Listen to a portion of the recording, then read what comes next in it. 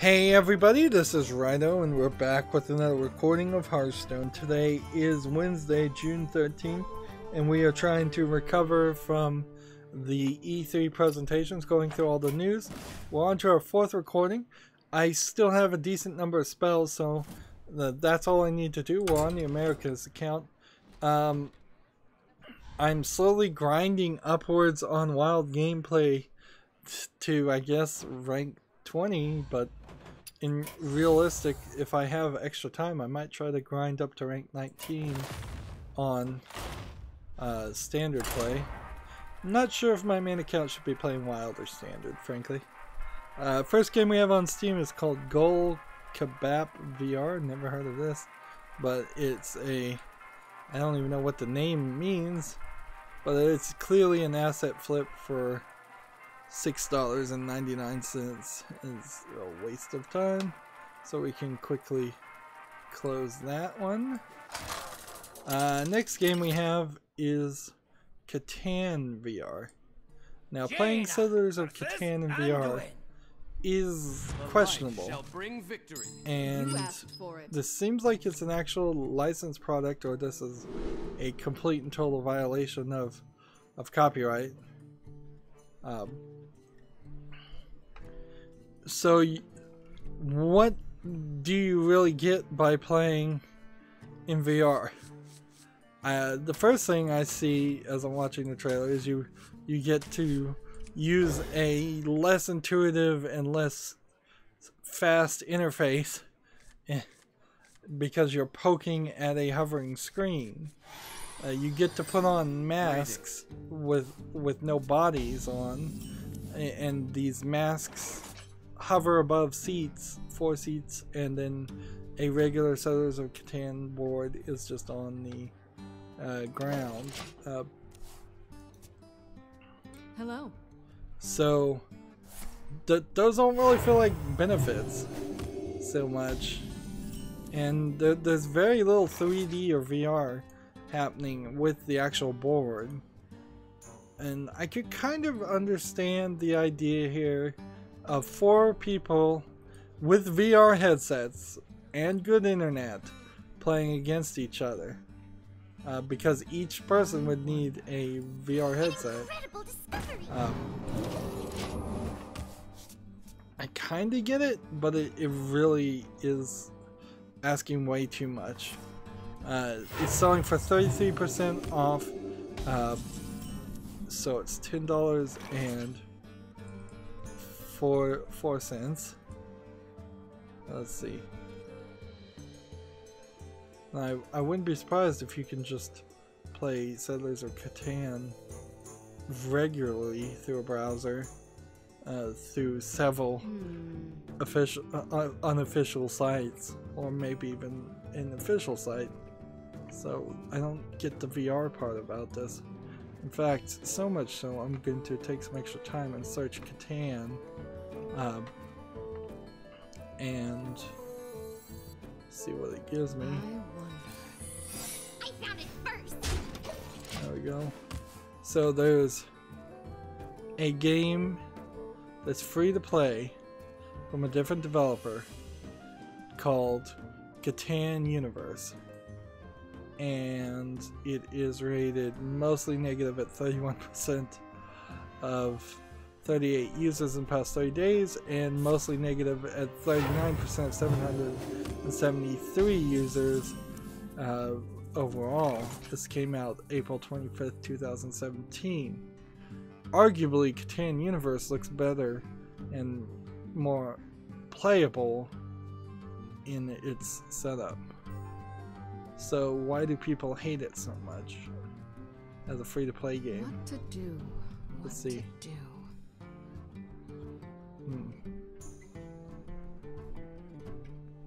Let's see. Next secret repair cost 0.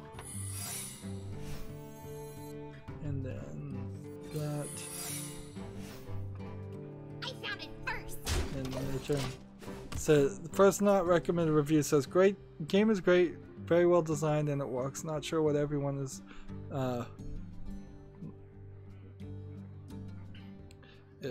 not sure what trouble everyone is having. The issue is that someone can sit there and not roll at all, and your game is done. No function in the game forces them to roll or kicks them or anything. So I'm sitting here in a 9-2-3 game.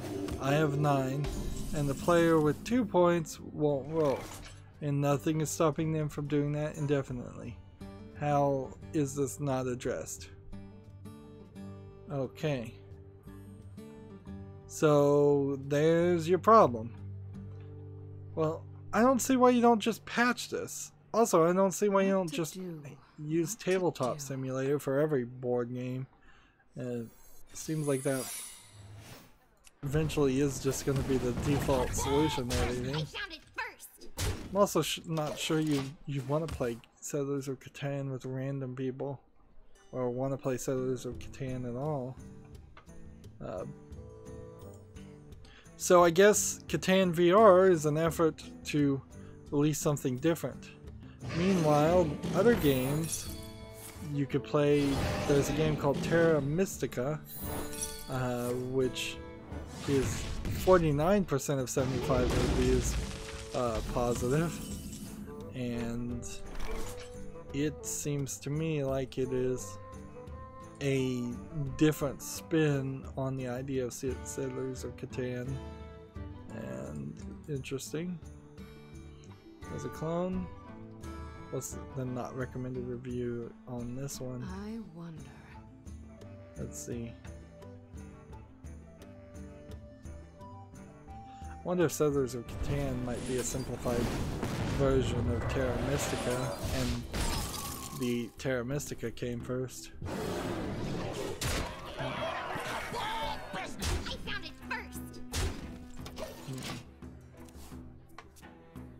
Let's see, long review. Medicine insects. Let's see. They don't like Terra Mystica on Steam because it's a bad port. Game freezes, according to another review. Alright. So nobody apparently can make anything that's even close to a game like that. And then the other thing that came up when I searched Catan was the game Townsman, which is mixed reviews, but Townsman is also not the same game at all.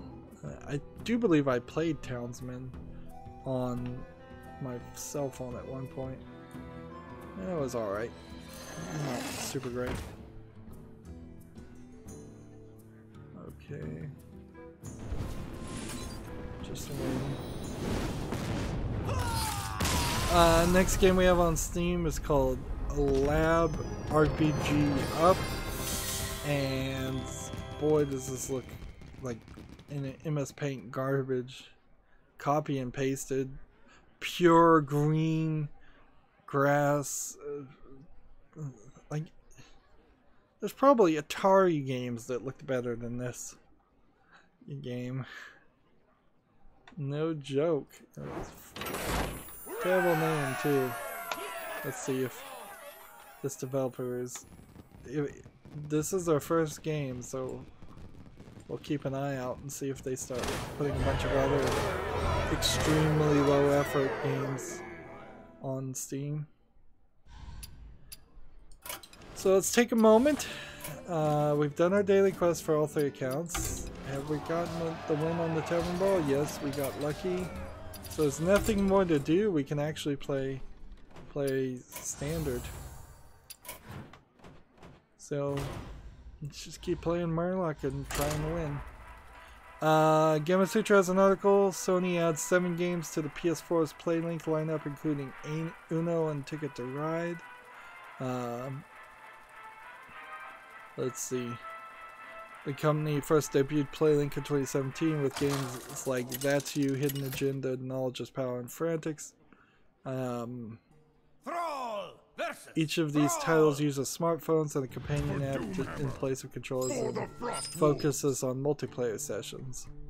Yeah, I could see playing Uno with and Ticket to Ride with you know, a PlayStation being the main monitor. Some of the Jackbox Party Pack games work that way too, and I'm surprised more games haven't tried this and gotten it to work. Still waiting for a good Uno and a good Uno Rush to come out on PC. Moving on, PC gamers, id Software Boss says original Rage was every shade of brown. Rage 2 is a bright, colorful game, and there's a good reason for that. Bright Neon Pink was established as its signature color even before the game was officially revealed to the world. It's a little incongruous as things go, but it's a style that Avalanche and id embraced in order to help the game stand out from its predecessor. I think you also probably need to help the game stand out from a considerably large amount of other boring brown first-person shooters that are going to come out. A lot of first-person shooters were announced during E3's press conferences. A lot.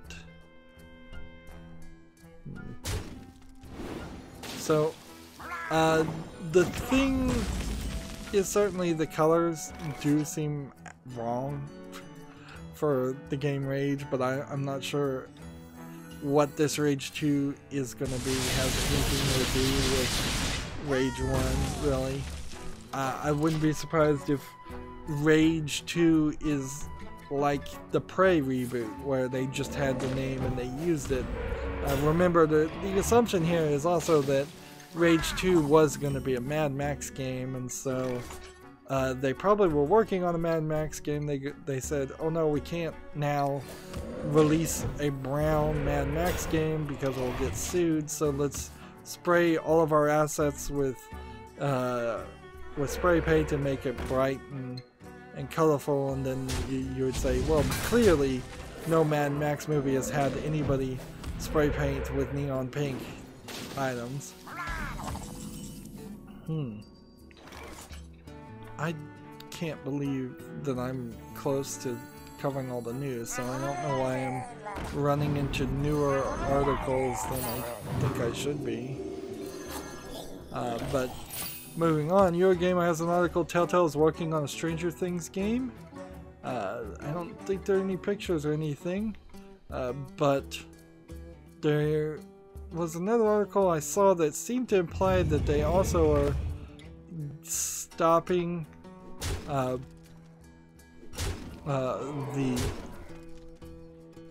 maybe I'm misunderstanding this. The reason why they're making a Stranger Things, according to this article, is because they started working with Netflix to make a Telltale Minecraft Story Mode series, and because that Minecraft Story Mode series was in development, Netflix being a company that seems to totally love spending money on projects, decided they wanted a Stranger Things video game. Okay, then, I mean, I guess it makes sense. Sorta.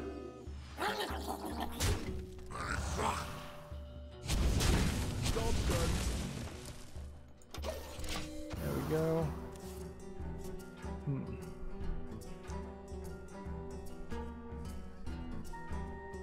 So, what I had thought this meant was they were going to stop doing Minecraft Story Mode, which I guess they're not. If Telltale is making a TV series based on it, they probably need to continue to make Minecraft Story Mode games, so there's intertying. See, the Rock Paper Shotgun article writes the title as Telltale and Netflix trade Minecraft for Stranger Things, and so I interpreted that title when I first clicked on the link inaccurately. Alright, I understand what I did there. Here's an article from 2 days ago from PC Gamer. Net neutrality died today as FCC's vote to repeal rules goes into effect. There's certainly people you can vote out, and you can contact your local representatives, and if they don't want to listen to you, definitely vote them out, or if they don't vote the way you like. Inherently, it's if they don't vote, I mean they can tell you all the platitudes you want, but if in the end you're still they're still voting against your desired cause, you should vote against them.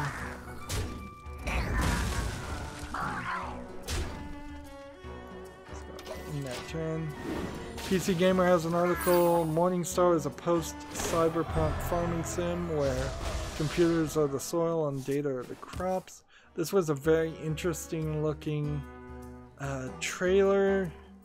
It does look like it might run the risk of being like Stardew Valley. We're starting to see the development of a lot of Stardew Valley clones, and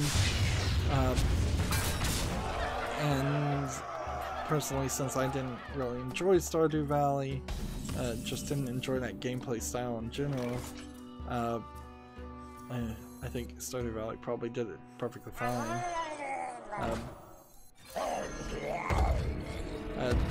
That became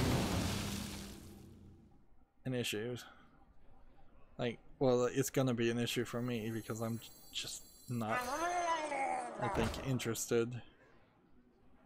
Alright, so we need to kill this so we can play this.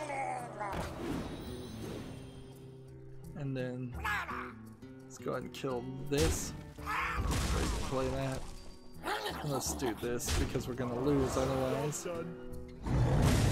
And then in return, we got somebody on the chat, a lot of people.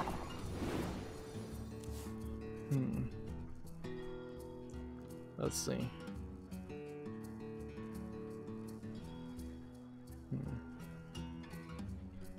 We've got a guy in the chat called Unpopular Kid with a webcam doing the song requests.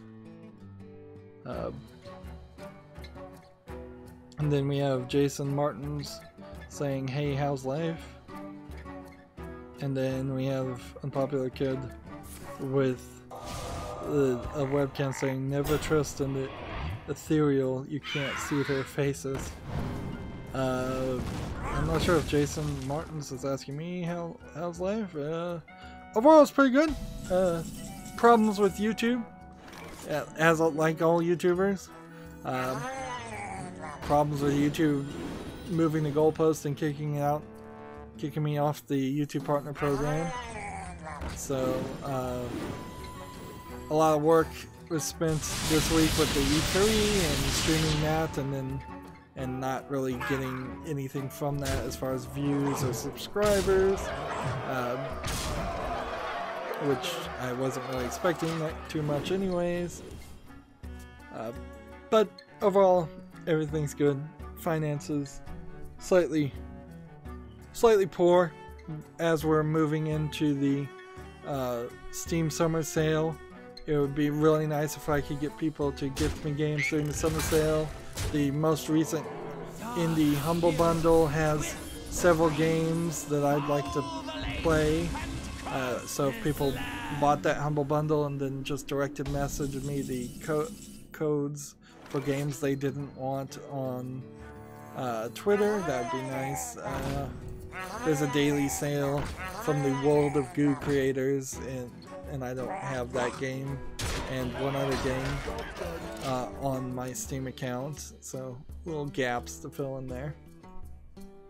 But overall, everything's fine. Everything's good. Nothing terrible happening. Unpopular Kid with a webcam says, "I can't hear the song coming through the stream." That's because it is this secret playlist. You have to click on the link to listen to the music, because if I just play the music through the stream, then the music gets content ID'd and the entire stream gets copyright claimed by the Nightbot Monster Cat playlist. So also a lot of people probably don't want to listen to other people's music choices, so the secret playlist is there for people to play with and listen to, or not.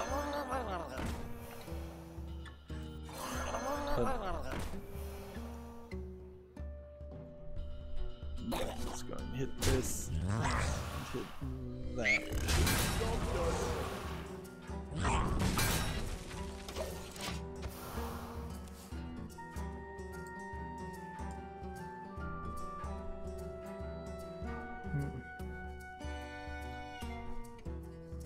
So next article we have is from Gamma Sutra. Valve has partnered with the company Perfect World to bring Steam to China.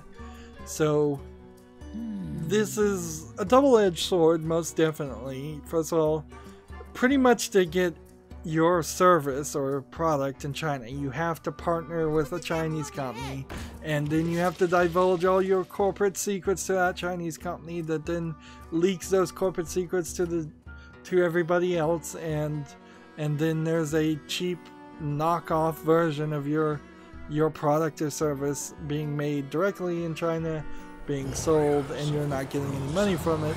And inherently that's why nobody likes working with China. Unfortunately, China is a huge market, and you do want that market. So getting Steam in China is a good thing for Valve. But it also could be a terrible thing for Valve, because it will now even further encourage extremely low effort games, cheap Chinese knockoffs to be sold on Steam. I see a lot of them already coming to Steam and being Chinese only. I wouldn't be surprised if we start seeing more come and at least claim to be translated into English, even if they really aren't.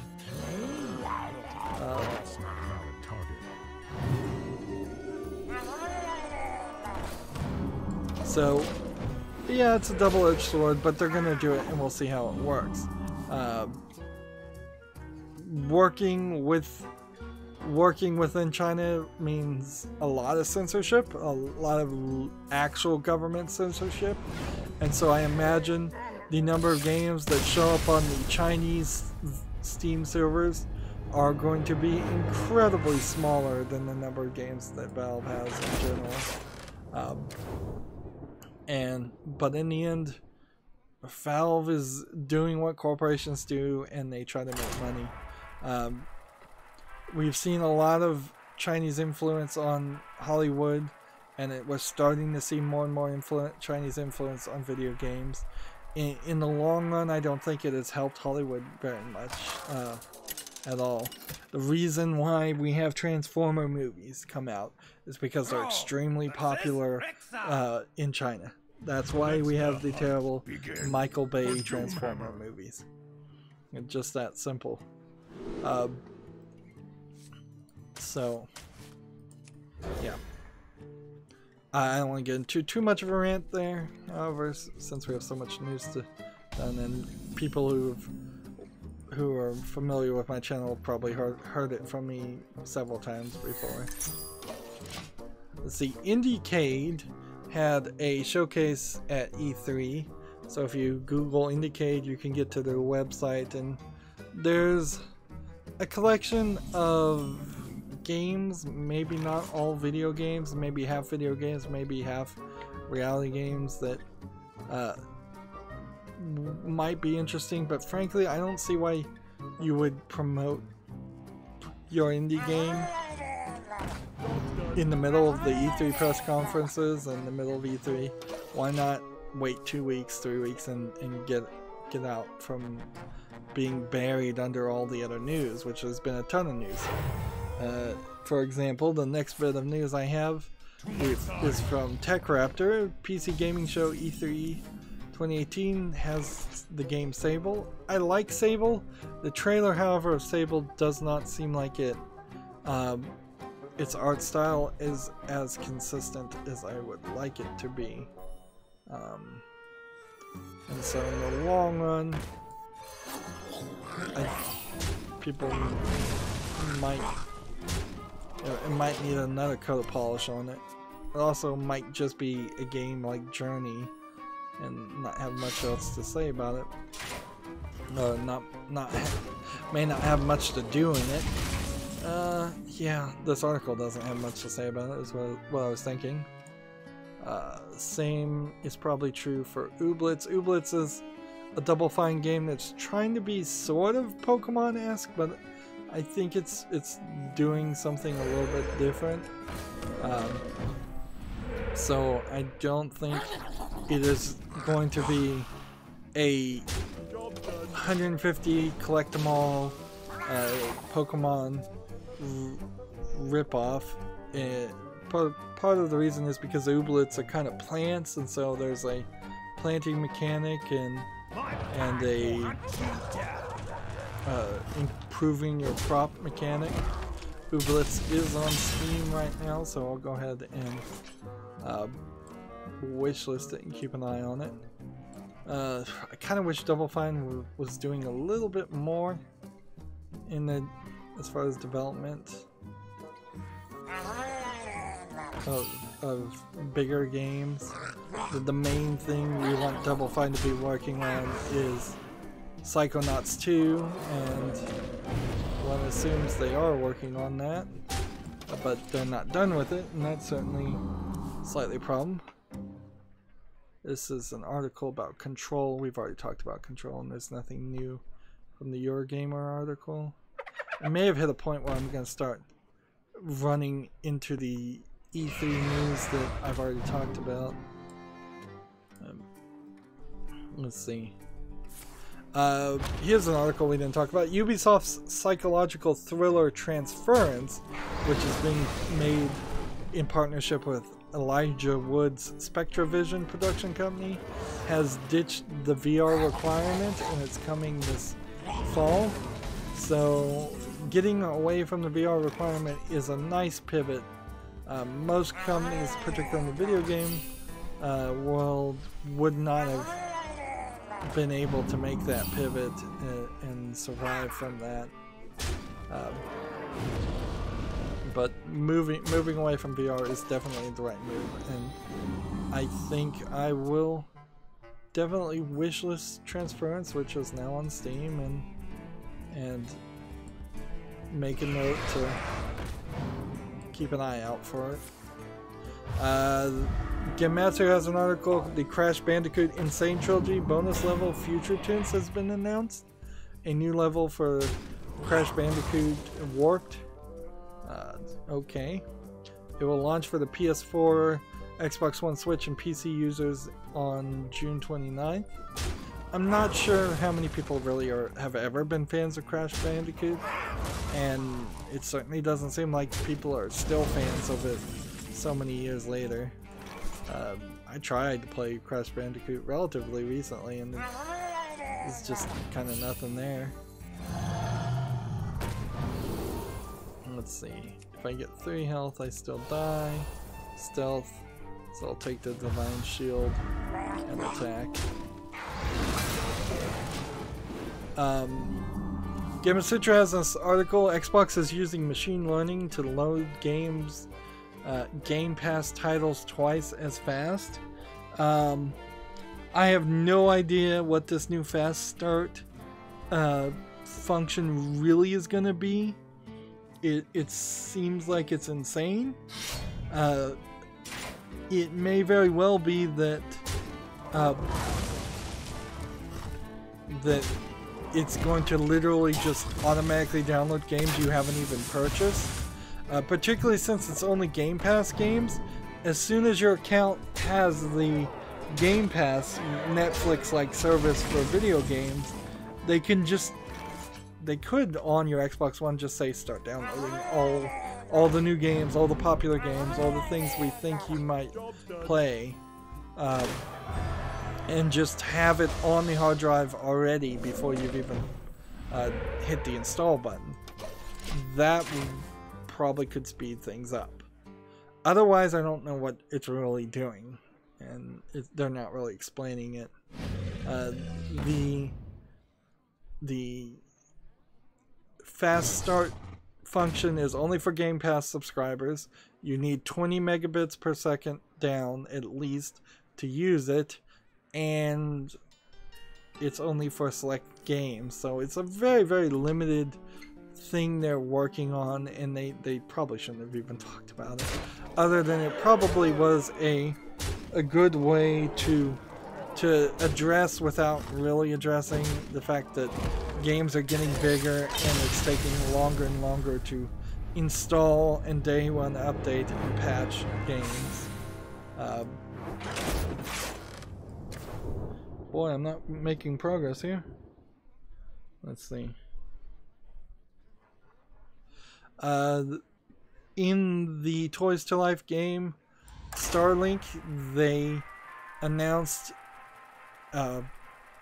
which is a Switch game, they announced that Star Fox was going to be in the game, and then they had Shigeru Miyamoto stand up in the crowd, and then they handed him a plastic toy statue, and then quickly shuffled him off to the back to say hello to all the people who worked on Starlink.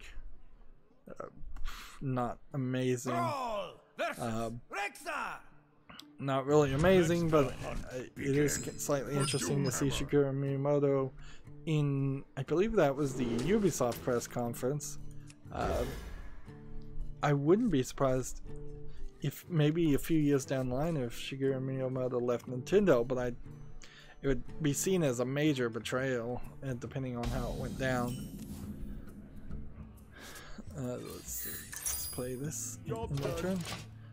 If you haven't seen the Beyond Good and Evil 2 trailer, go check it out. It's all over the internet, I'm sure. Let's see. TechRaptor has an article. NXL Entertainment has announced Wasteland 30th Anniversary Bundle. To celebrate the original launch of Wasteland, the original RPG that became the spiritual predecessor for the Fallout series. Ah, I see the connection here. Greetings, traveler. Let's play this. Greetings, traveler. And squelch this guy. And then in return.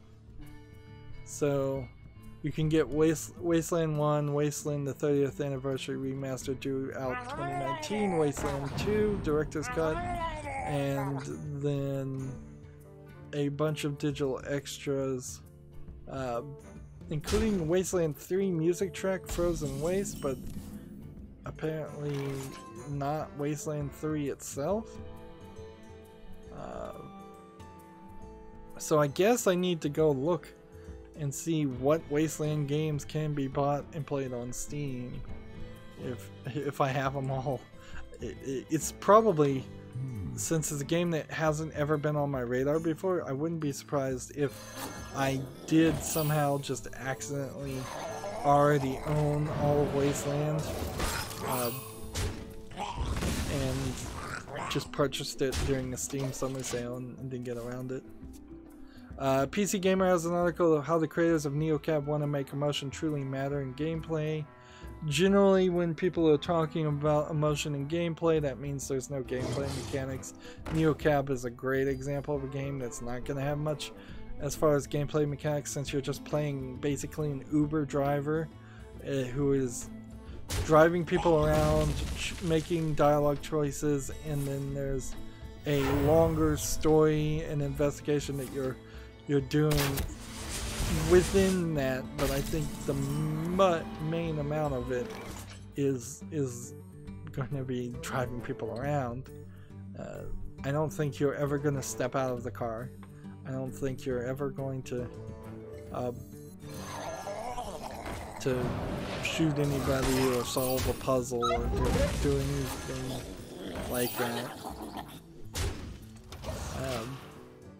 NeoCab might be a good game. It will probably be a pretty game, but it's definitely a game I'd want to wait and have other people review before I play it. And almost certainly it's one of these games that the mainstream video game media will love, and they will probably all cover it for me.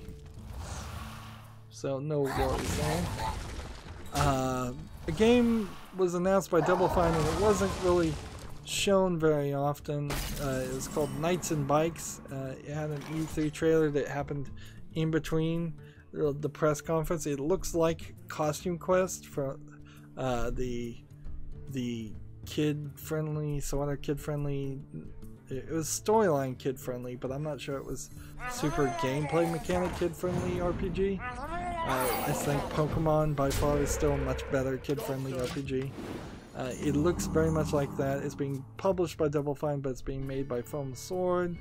And I think I'd check it out, definitely. As single player and co-op. Don't expect too much from it, but it's alright.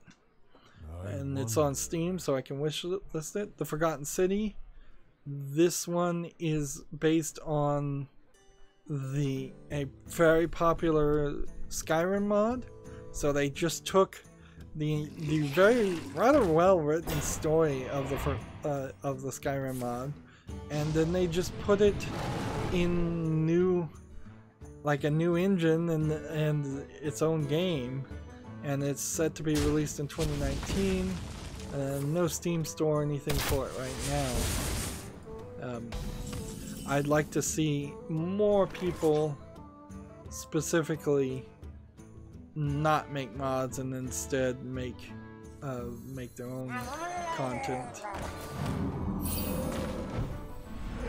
So I'll play this and kill that and that. PC Gamer has an article, Man-Eater interview, how you'll evolve your killer shark to become the top of the food chain. If it was any other day, I would read this interview. Man-Eater, a game where you play as a shark, is an interesting concept, certainly.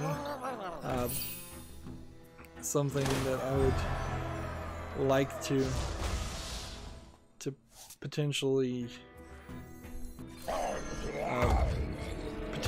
play, but also I can see it becoming as boring as Raft looked, because Raft you're just kind of doing the same thing over and over again. It could be the new Echo the Dolphin game, but better. Or it could just be it's a troll game and it's actually not going to play very well, and it's going to be like Goat Simulator.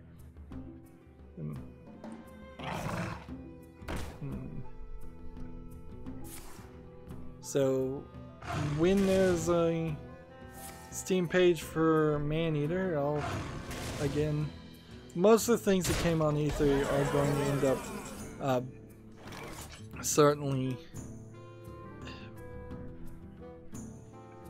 wishlisted, and then I'm going to look at them further later. Alright. So can I win right now? I think I can.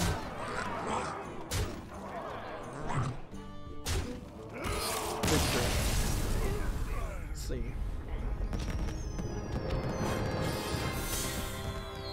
We have someone named Arthur. Says hello. Here is from Brazil.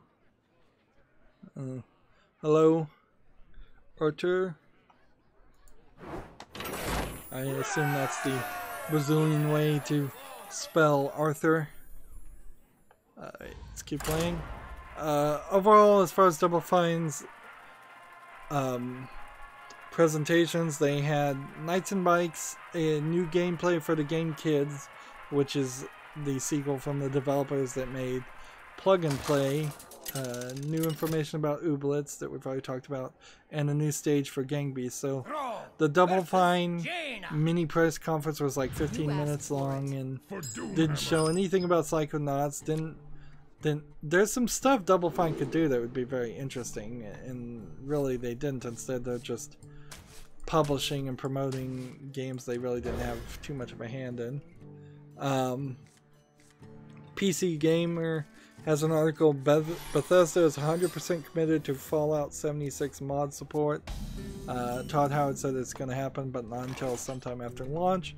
Also, there's a lot of rumor, though, that the mods that they're going to allow, the only mods they're going to allow in Fallout 76, which is an online, always online product,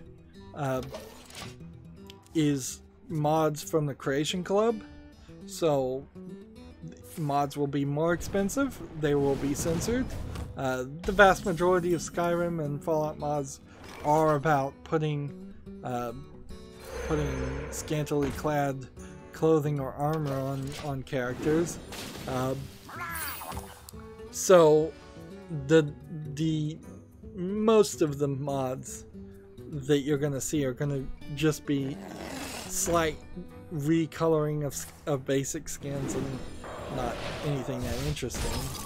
And it may not even be that interesting because you probably could do that even within the game itself. Let's see. I'm gonna play this just to see if it works. Nope, it didn't. And new turn. I've really no interest whatsoever in Fallout 76 at this point. I'm not even sure I'm gonna get around to playing half the Fallout games I have at this point, like Fallout 3, Fallout New Vegas. Maybe I'll have to pick one of those and play them, and then by the time a new good Fallout comes out, maybe I'll do something there.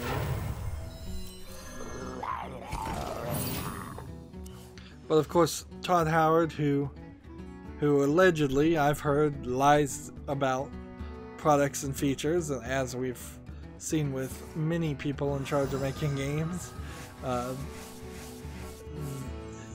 you really can't take too much of what he says without a grain of salt anyways.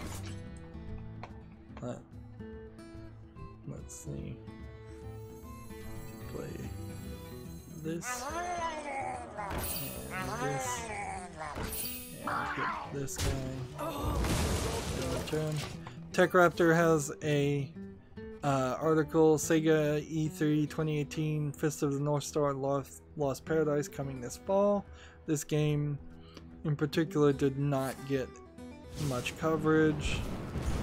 I'm still not sure if this is only going for PC, PS4, or if it might be on PC.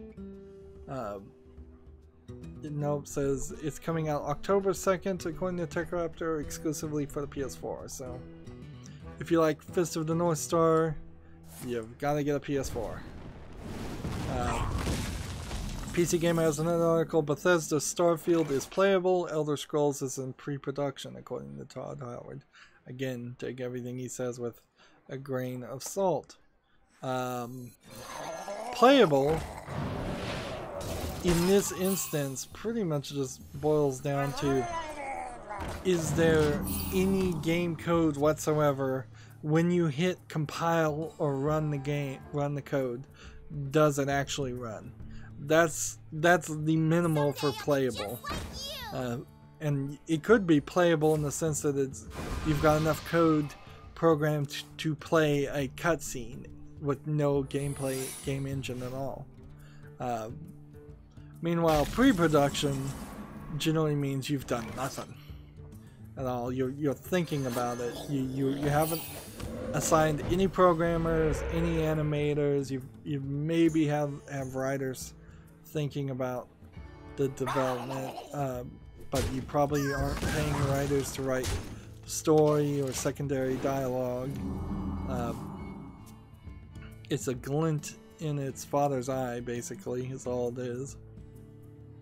TechRaptor has an article that says Hellblade Suna's sacrifice developer Ninja Theory explains why they joined Microsoft. I keep confusing Ninja Theory with Team Ninja. That's certainly an issue. Let's see. Artur is asking me if I like Rio Grande So. I have no idea what that is. So I guess in general, by default, I do like it. And since I don't know what it is, like, I'm in the United States, I don't know what that is. I wonder. So, having just heard of it, I'm gonna say I like it. Why not? why should my default on things be hating? Just because I'm a video game critic and my usual default is to criticize things. There is an underlying, at least desire in my heart to love video games and other things. Anyways, moving on. Let's see. Their quote here is from Team Ninja Theory is, about 4 years ago, Ninja Theory was beginning to disappear as a company, with hundreds of other developers closing shops around them. They were advised by various other industry strongholds that in the near future there'd be little room for studios like theirs, who were too large to be indie, but too small to be truly AAA. These realizations, wow. Way to listen to your competition just pouring vitriol in your ear. These realizations resulted in a team of 100 individuals splitting into several groups who began work primarily on work-for-hire projects. The success of these smaller roles eventually led to the funding for Hellblade: Senua's Sacrifice, which reinstated their creative independence. So, I mean, I guess that they were right if they're literally just doing work-for-hire projects, but a lot of companies do nothing but work-for-hire projects. I must have more.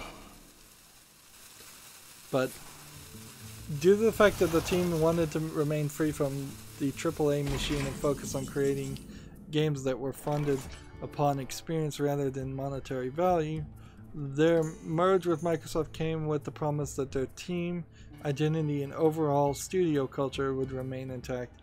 I don't know how you write that into a legal document so that ends up actually happening. Just like a lot of promises can be said in the middle of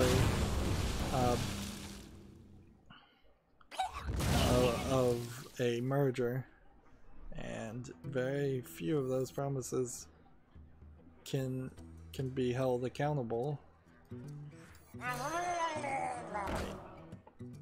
Let's get rid of this one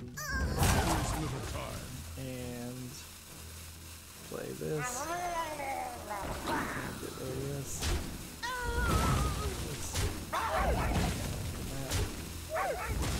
And return. Let's see. Full creative independence was their prerequisite, which was promised by Microsoft. The opportunities initiates the possibility for Ninja Theory to jump years ahead, to aim higher than before, and continue to expand without the threat of falling back down due to previous financial limitations. The agreement to work alongside Microsoft comes with a focus on producing future games for Microsoft's platforms. The developers at Ninja Theory have acknowledged that this may disappoint a lot of fans, which they do not take lightly as a team. Though, as it stands, a promise of freedom to pursue creative risks and tackle genre-defining games in the future, it appears Ninja Theory has finally stabilized as a studio. So not a super long response, but there certainly is a certainly an issue there of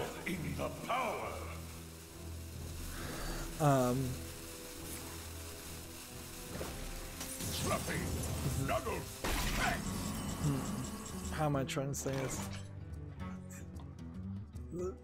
Hellblade: Senua's Sacrifice had a few issues that didn't fully get ironed out before it went to release.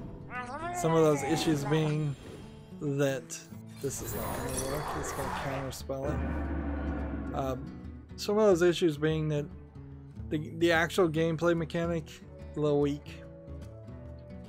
Let's see, let's go ahead and kill this one, and kill this one, and this.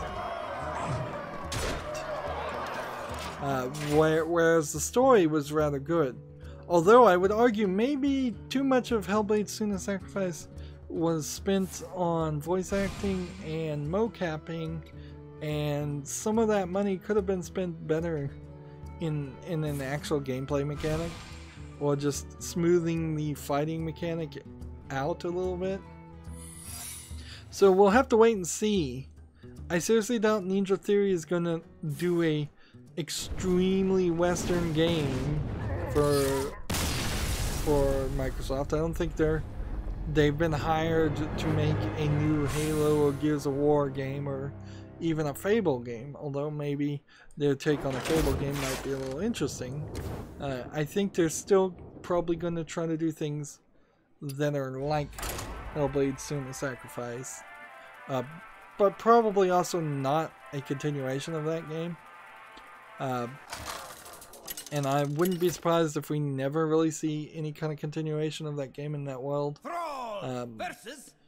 Inherently, their Hellblade was very pretty, and pretty sells very well, so I think Ninja Theory will be alright. I'm not so certain about the 3 companies that Microsoft just formed. The other part of that is Microsoft certainly does love to lay off people and rearrange offices, and I wouldn't be surprised if 3 out of the 3 offices they just formed are all effectively shut down or rearranged 10 years from now. Maybe even quicker than that. I don't know what to play. I'm gonna leave it there. Moving on, PC Gamer, Gears of War 5 is coming in 2019, and it stars Kate from Gears of War 4. I heard from a video game critic who's a actual fan of the Gears of War game. I didn't even make it past the first game, so I'm not really one to comment. That a big part of that impactful ending of Gears of War 4 was the fact that all of these guys were very, very emotionally supportive of each other and connected, even though they were big, rough and tough military people. And the trailer that was shown for Gears of War 5 doesn't really go down that direction. Instead, it puts Kate at odds with other gears, other cogs, I think is what they might be called.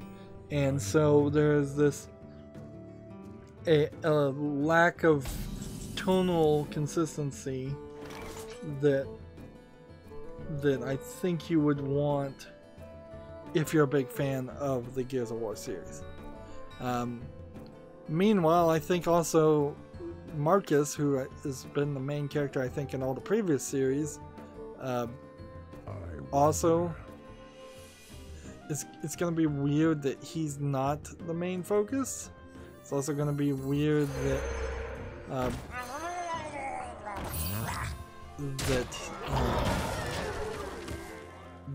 that this is a prequel, and that you're not inherently even going to fight people, you're doing something else. Now, a lot of what Gears of War tried to sell itself on, at least, was the multiplayer and the horde modes and all of that, so a lot of that content may not matter either. So single player may just be a necessary evil. Get that explosive trap. That's what I figured. There it goes. I guess I should have attacked with this one instead of the other. We probably have plenty of time to wait and learn more about Gears 5, and Gears 5 probably will be a decent game. I don't think there's anything here that tells me it's. I played wrong. I should have attacked first, and let's start with this. And it'll just be an explosive trap, and so. Greetings, traveler. Yep. Gears of War 5 is further confused with the other two Gears of War games that are coming out at the same time. That seems pretty crazy to announce a mobile game based on Gears of War and Funko Pop, and Gears of War 5, and a Gears of War strategy game that I don't even remember the name of. So yeah, a lot of getting announced at the same time. Yeah, I don't think we need to talk about Final Fantasy XIV X Monster Hunt World. It's, I think, basically just an expansion to the online game of Final Fantasy XIV. 2 weeks in, according to Gamasutra, Detroit Become Human has surpassed 100 million units sold, not shipped. So despite a lot of the mainstream video game media not wanting to really support Detroit Become Human, and I think a lot of people also being somewhat fair about the game, the Quantic Dream games not really having much gameplay in it and just being all QuickTime events. Despite all of that, the pretty of the graphics is selling it pretty well.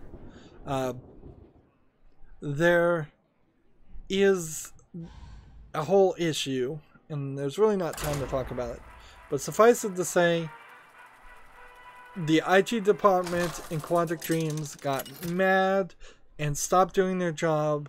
They got fired.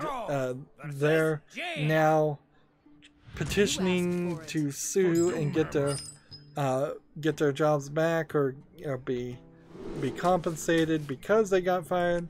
They're claiming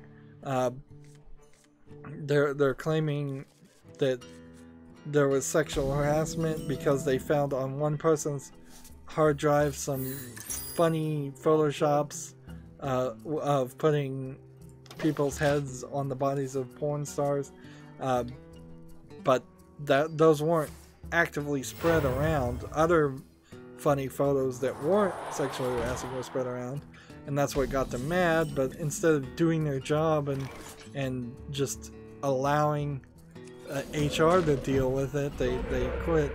And so then they leaked this whole story, and they tried to have a whole hashtag #MeToo moment for an entire IT department, and tried to hurt them. And it was very badly reported on in Quantic Dream's opinion. In my opinion, it's still being badly reported on.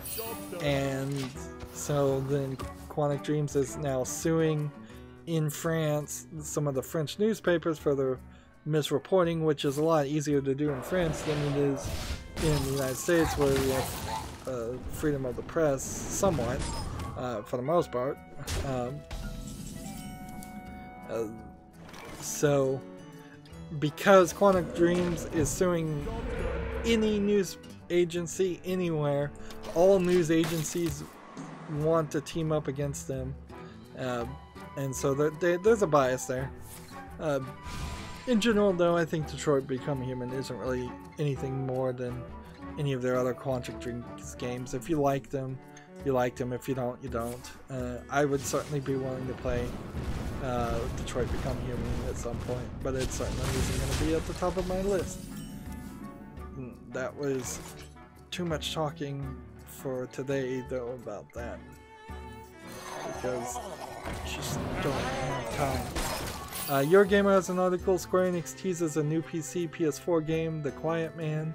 The tease for this was really, really bad, and clearly they could not even get a full in-game engine animation done, so they had to clip into the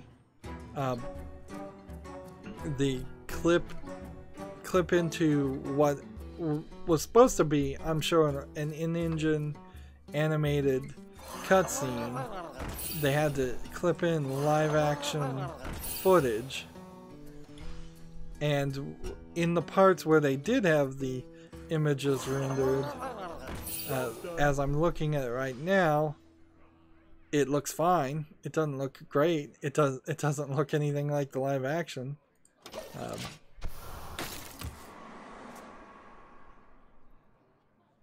I think there's a production issue in general there of them wanting to show that the character of the Quiet Man is deaf, and that shot not getting animated before the other shots implies a poor decision making on the part of the producer, because that's part of a producer's job, is to know this shot's more important than that shot, or this scene's more important. The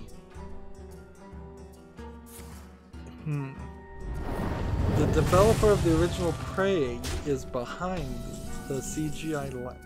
Oh, so the whole game is live action. Wow. I'm reading the article now, and it's not just a bad trailer. The whole freaking game is going to be live action with CGI over it. Oh, this is going to be a joke. Just a total joke.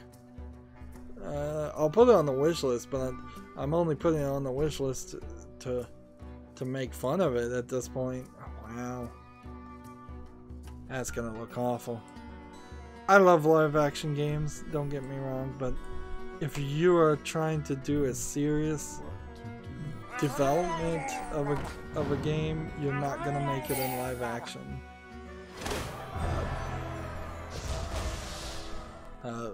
Not unless you've got way more money than they have. They clearly have. Just go ahead and play that. Go ahead and kill a couple of these. In return, still got tons of news. There's a game on Steam called Orb Labs Incorporated. It's a VR game where you get orbs and then you can throw them, and I think you teleport yourself wherever the orbs land. It's an interesting idea, certainly, for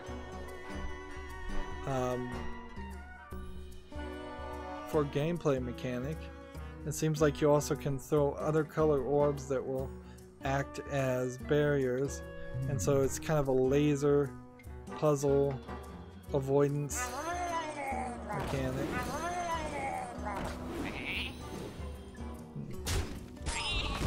Let's see what else we got. Let's just do this.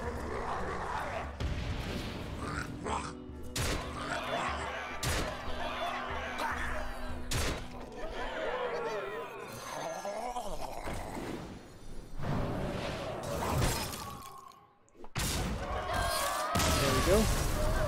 So Orb Labs, as far as the VR game, it's 30% off for $6.29. It's not an early access. It has 4 positive reviews.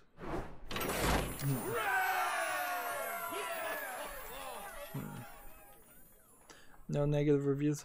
It looks like if you had VR, you probably want to try this.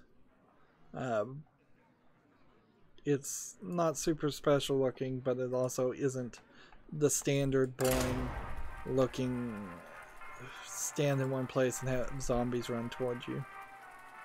PC Gamer has an article. Babylon's Fall is the latest game from Platinum, with World Wars, Judgment Days, and Futuristic Nights.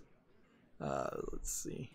I definitely want to see more and hear more about Babylon's Fall. It says it's just due out in 2019, and Platinum Games is the creator of Nier Automata and I believe Bayonetta, so at what point do they get around to making Bayonetta 3?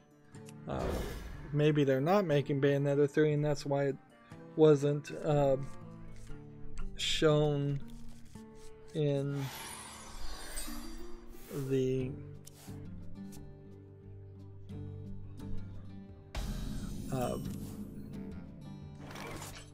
maybe it wasn't shown. That's why it wasn't shown in the Nintendo presentation. And this trailer, unfortunately for Babylon's Fall, has just a bunch of concept art and teaser things. It is coming to PS4 and Steam, according to the trailer. That's good.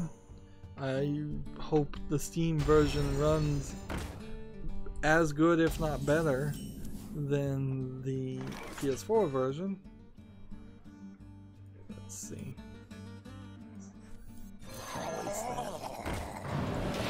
PC Gamer has an article. Dragon's Quest 11 trailer tells the legend of the Luminary. Dragon Quest 11, I'm not sure I particularly want to start with 11 if I was going to play a Dragon Quest series, but maybe I could be fine. It's set to come out on September 4th and will feature English language voice acting, even though the Japanese version had no voice acting at all, which is an interesting admittance, certainly from the developers of the game, that these JRPGs would sell a lot better if they simply didn't require all that reading.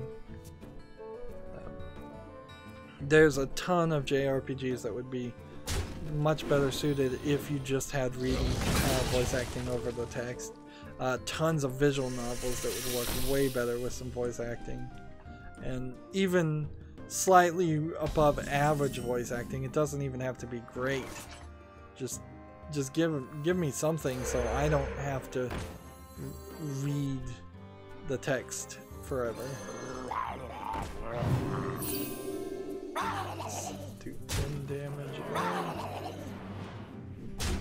Probably should kill this. Let's see.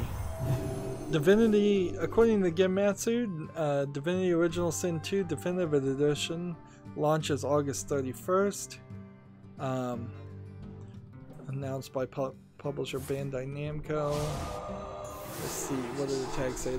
They say it's coming to the PS4 and the Xbox One, but I see no tag here for PC, so that's kind of a shame.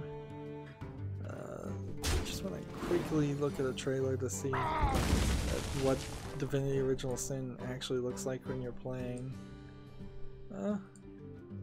Looks pretty good, but a lot of the gameplay I think probably is top down with cutscenes, with a decent number of cutscenes. Maybe there's room to play Divinity Original Edition 1. I guess it'd be easier for me to get into a game like that. Hit this, and then play this, and hit that. Job's done. And then return. We have a game on Steam called Gnome's Garden Lost Kingdom. It says it's a strategy casual game. Let's see. Let me see what it looks like. Animation looks nice. It came out June 11th, 2018. It has no reviews, but oddly it's not on widescreen. So this is either a port of a very old game, which I wouldn't be surprised if it is, or it's a port of a cell phone game, or just being really weirdly made. It's part of a thing called Buy Trading Cards Bundle, all-in-one bundle. 40% off for $2.99. Does this actually have trading cards in it? I don't see. No, there's no trading cards in here. I wonder. Let's see.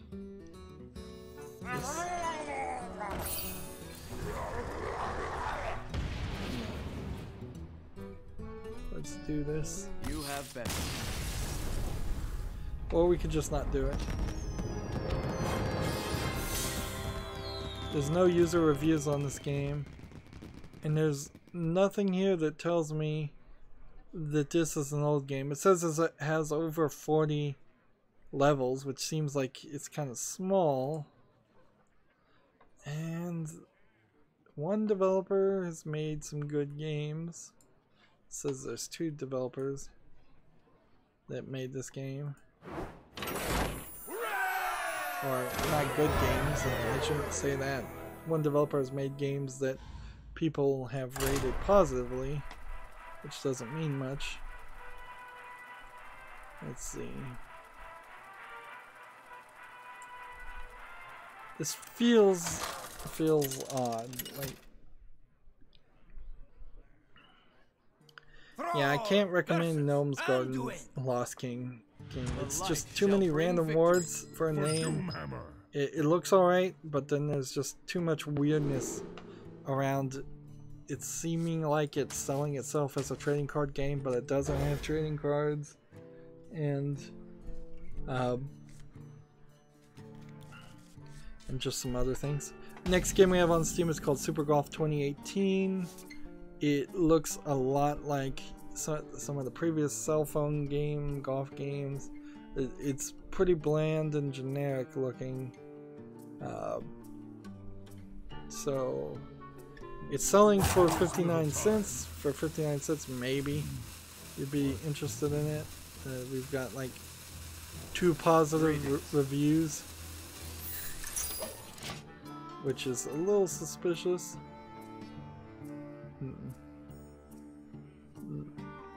Not to be believed until I see better reviews. It's from a developer who has made a lot of other games. I'm looking at the titles of these games though, and they're very low effort games. Not extremely low effort games. It does look a little bit like a cell phone game.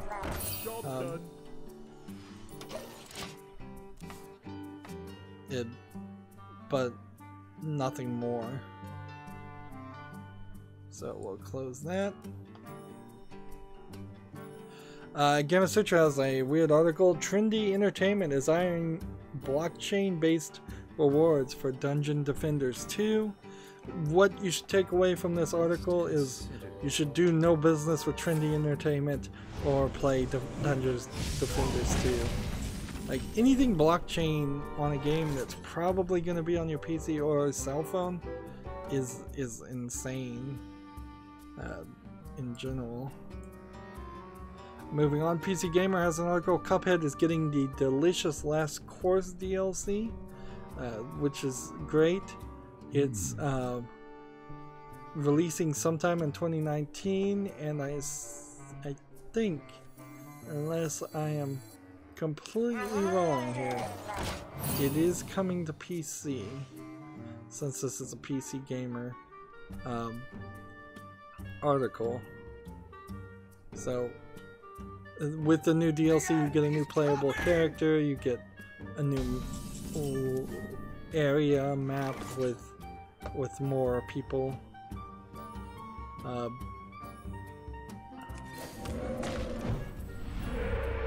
More people to beat. I should have attacked. You probably get more power-ups. Everything you'd kind of expect. And then I would definitely like to see them move on into development of their next game. Let's not forget that Cuphead took a lot of time to develop, and it could have been a lot better had it had more funding behind it, and so whatever next game they make probably will be a lot better. And hopefully it's not too much like Cuphead, otherwise people will get burned out. And a lot of people were a little too afraid to play Cuphead, and I haven't gotten around to playing it because of its hardcore implications. Next, moving on, Eurogamer has an article. As the internet slams EA's Command & Conquer mobile game, the developers call for a fair shake. Obviously you don't want to read those things, is the quote. From what I've heard, Command & Conquer Rivals as kind of a clone of Clash Royale is actually a pretty good game. The problem is it's not a Command and Conquer game. It's using the Command and Conquer name in a disrespectful and rude way as far as the fans are considered, and I too consider myself a fan of some of the Command and Conquer games. Instead of re-releasing or remastering any of those games on PC or modern consoles, they just took the name and made a mobile game. A mobile game that you probably would have been fine saying this mobile game is in the Command and Conquer universe and we're bringing it out too, had you also announced at least a remaster of Command and Conquer 1 and saying that's coming out to PC and we're committing to re-releasing several of the other all of the other games. At the very least, you know what they could have done is they could have mentioned that Tim Curry, I believe he passed away, didn't he? So Tim Curry plays a character in the Command and Conquer series. They could have mentioned his passing and said something nice. Unless I'm wrong, he hasn't actually died yet. He's doing pretty poorly. Last time I saw him. But yeah, I hated that game was called Command and Conquer. Eurogamer has an article, lawsuits were blocked Friday the 13th, the game from getting any new content ever, it sounds like. Talk about bad luck. I think this frees the developers of that game to go on to make another game or continue their current game without Jason Voorhees and the Friday the 13th name, which I'm not sure that was adding too much to me. It was probably adding a lot of fun gameplay and in-head canon for people who are super fans of Friday the 13th, but I'm not sure there's actually even too many of those people out there.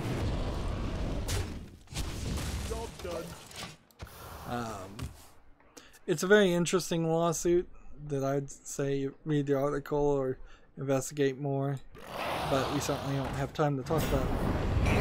Now, Gamma Sutra has an article, quote, "This is not okay. EA minces no words on the backlash against women in Battlefield."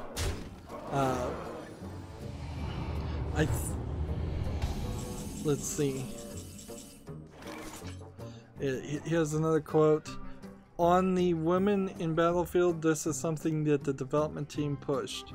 So it was clearly something the development team wanted, was to have women in Battlefield. How you justify that with your game, which is supposed to be a historically accurate shooter in World War II, that's the dance that you would have needed to have done, and I don't think they succeeded at all in doing that. There's a lack of realism in general, having a female character on the front lines and having her have a prosthetic arm and showing her to be extremely mobile and capable to the point of being able to pick up a log and beat someone to death with the prosthetic arm is just, you really were pushing it too far there. And I don't care about Battlefield. I didn't even think Battlefield was historically accurate to begin with, because I have such little knowledge of it. But certainly, what I've learned from other people is, yes, they do care about that. Next quote here is, "Battlefield 5 is a lot about the unseen, the untold, the unplayed." This is another quote. The next quote is, "The common perception that there were no women in World War II. There were a lot of women who helped a lot in World War II. They acted as snipers. They were back home constructing weapons of war. They were acting as spies. All of that makes sense. They definitely weren't in the front lines, though. It's just not true. So this is like a historical revisionism.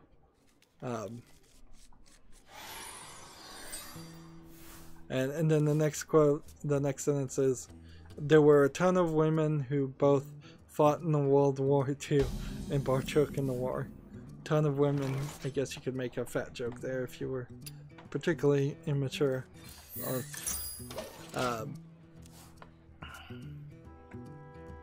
let's see. In this interview, the person, his name is Sutherland, Soderlund, and here's a sentence, just full paragraph, single sentence. Sutherland rejected those complaints outright. He's not, apparently, this person's not even listening to criticism, which gets you right back into, you know, the Ghostbusters reboot territory, where if you'd listened to a little bit of criticism before release and seen other people's perspective, calm, realistic people's perspectives, not trolls and hysterical people's perspective, you would have avoided digging yourself into a hole and having to double down on things that are gonna backfire. Let's see, there's several paragraphs where he talks about his 13-year-old daughter and how she plays Fortnite. Next quote I want to put out is, these people are uneducated. They don't understand that this is a plausible scenario, and listen, this is a game. So, I mean, I don't know which argument he's trying to stick to. It seems like he's trying to say both. One, this is a game, we don't care, and then the other is, this is totally plausible.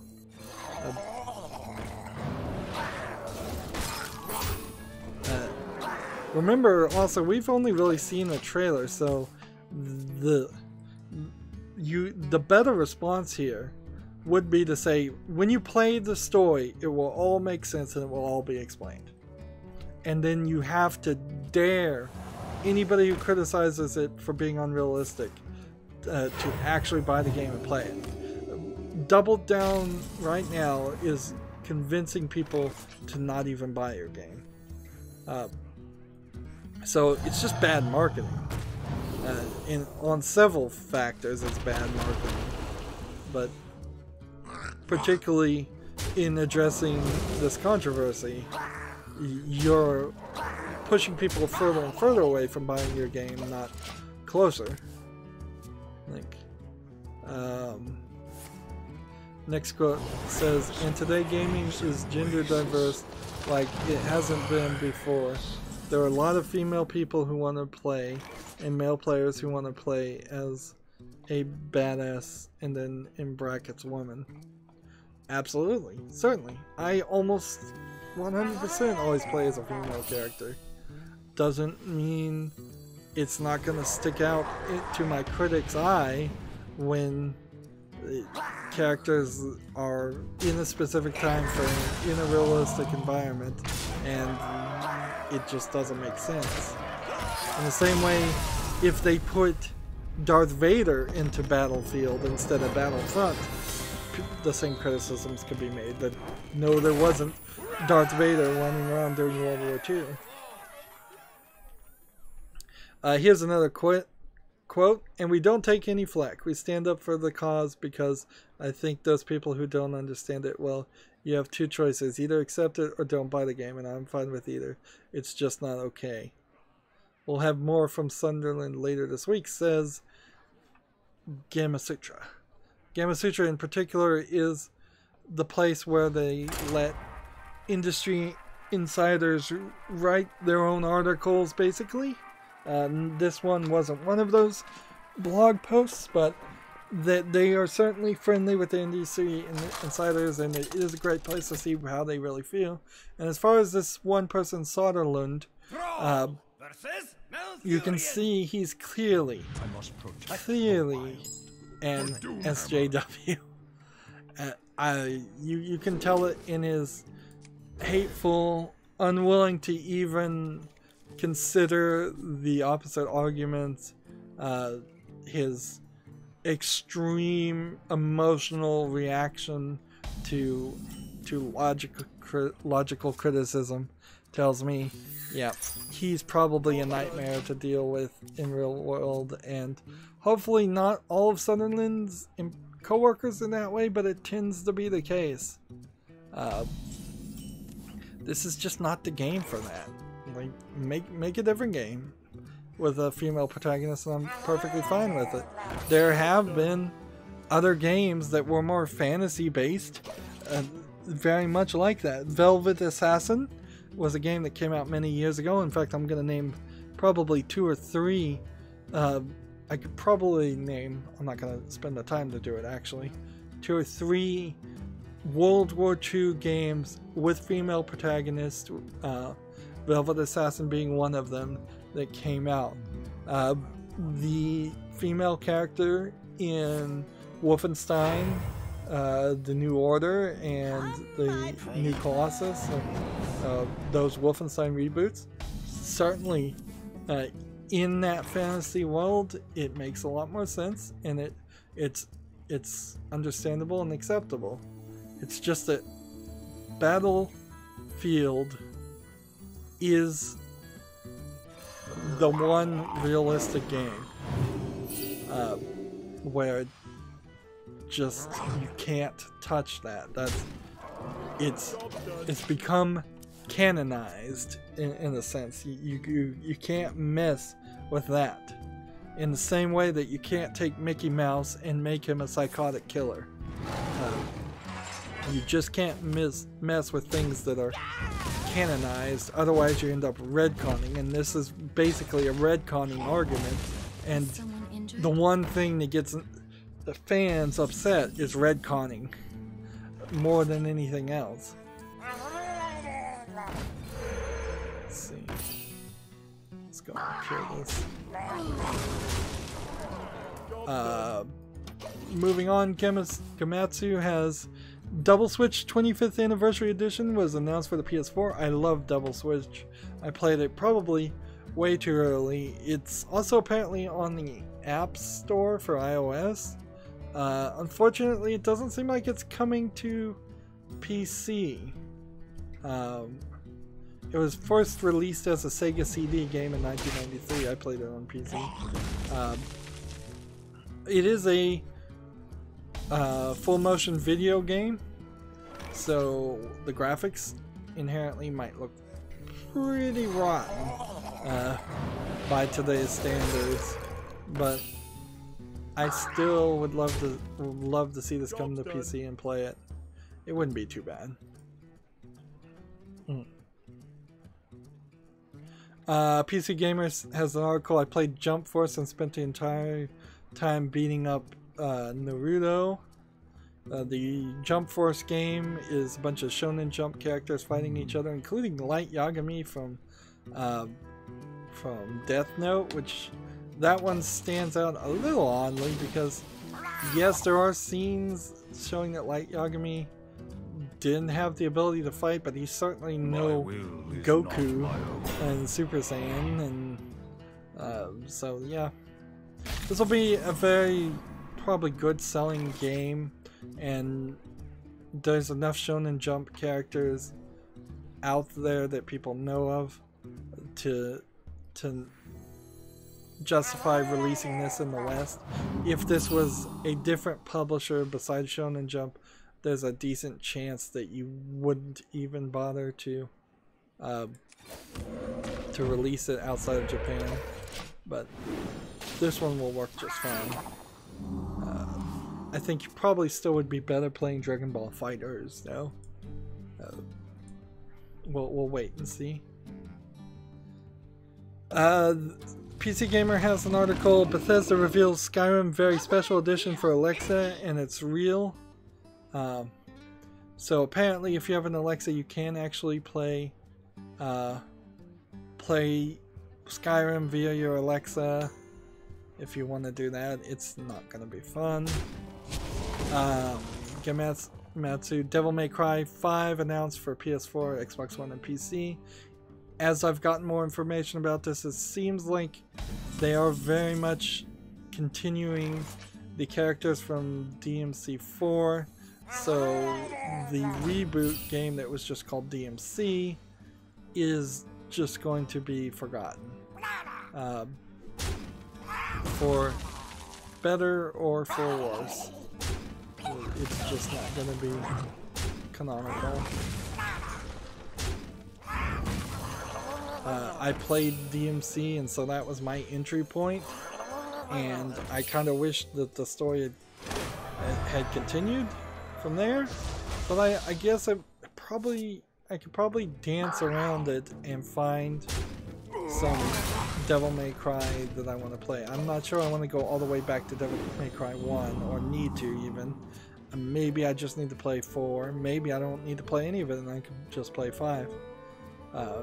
True fans of the Devil May Cry series are very happy about that. Some weirdness there though, because the Bayonetta is kind of the new Devil May Cry.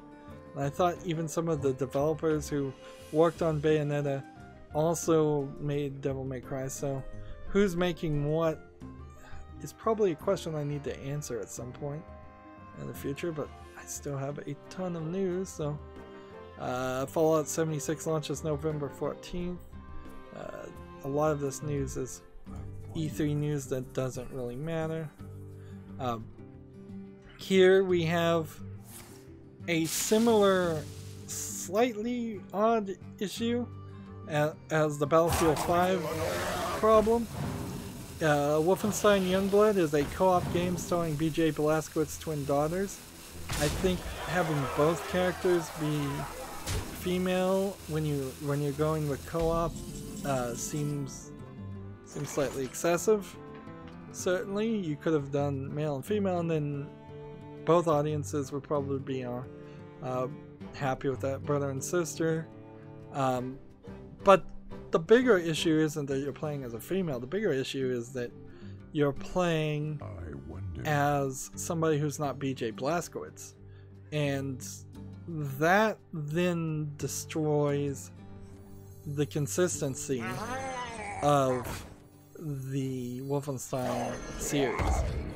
Like, you have never, in any of the previous iterations or games, which it's a very long running series, you have never played as somebody other than BJ Blazkowicz. There was already some deconstruction happening in the previous 3 games or so since the reboot of what Wolfenstein was. It became a more stealth sneak, and now it seems like it's more stealth sneak running and jumping game, first person shooter game, when Wolfenstein 3D is more of a dungeon crawler with shooting style game, and I don't know if you could have continued down that path, but that part of its construction got taken out, and introducing the magical secret society that seems to, I think it allows him to walk with a broken back or something, into the first reboot, really felt out of place too.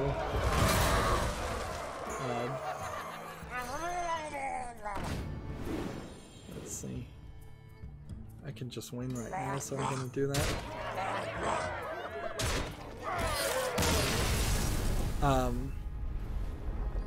And then introducing the romantic lead was something that was never in the previous Wolfenstein game. The previous Wolfenstein game was a pretty basic game, and then they expanded it a lot. And I'm certainly willing to go as far as it was willing to take me, and I'm still probably willing to do Wolfenstein Youngblood, assuming it's a side story. It's set in the 80s, in Paris in the 80s, 1980s. So it's set, I believe, several years past the previous game.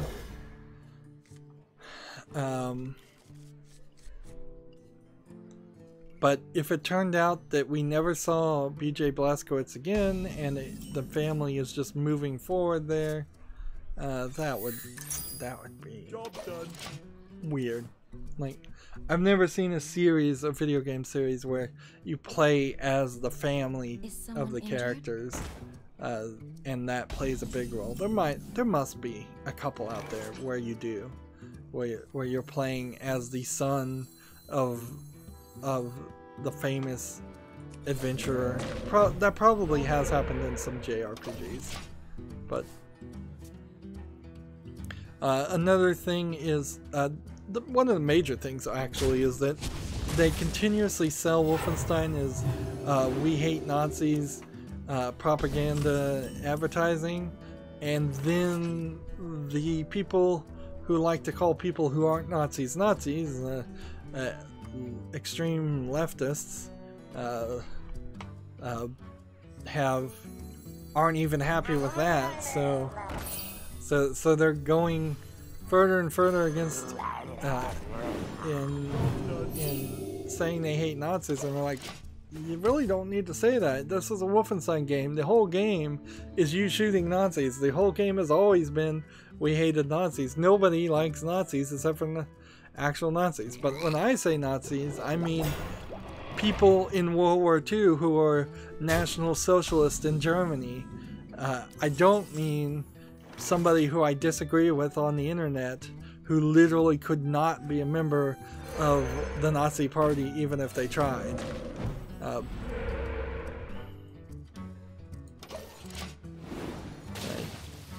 So there's it's a bad advertising, frankly. It's just not what the games are.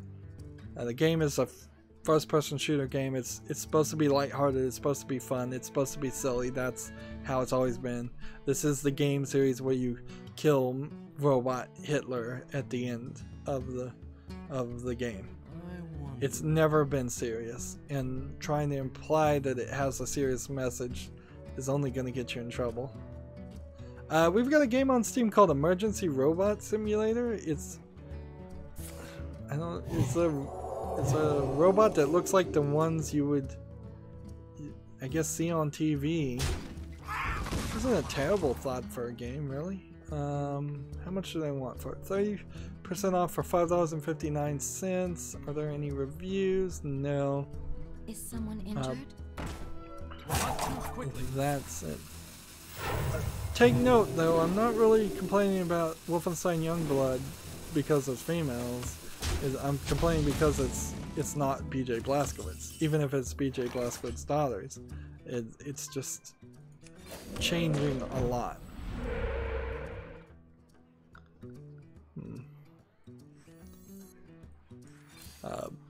I really couldn't care if they wanted to make a spin-off story, not call it Wolfenstein, but set it in the Wolfenstein universe. That slight name change might actually have interested me a lot better. Let's just call it Youngbloods and say these two are BJ Blazkowicz kids, daughters, twin daughters, but we're not calling it Wolfenstein because A, we're not going to Castle Wolfenstein anymore. None of the game has been in the castle for a long time. That's just more of the erosion of what the game was. Unfortunately, it looks to me like the only game from this developer of Emergency Robot Simulator, the only game they have that's even rated is rated negatively, so I'm gonna have to close that down. The other Wolfenstein game that they didn't really show is Wolfenstein Cyberpilot, which is a VR hacking game, and we don't know anything else about it, like no screenshots or anything. I'm not particularly sure how good looking a VR hacking game would be, or what benefit you're getting from hacking in VR. Like, what does that look like, or how does that improve anyways? Let's see.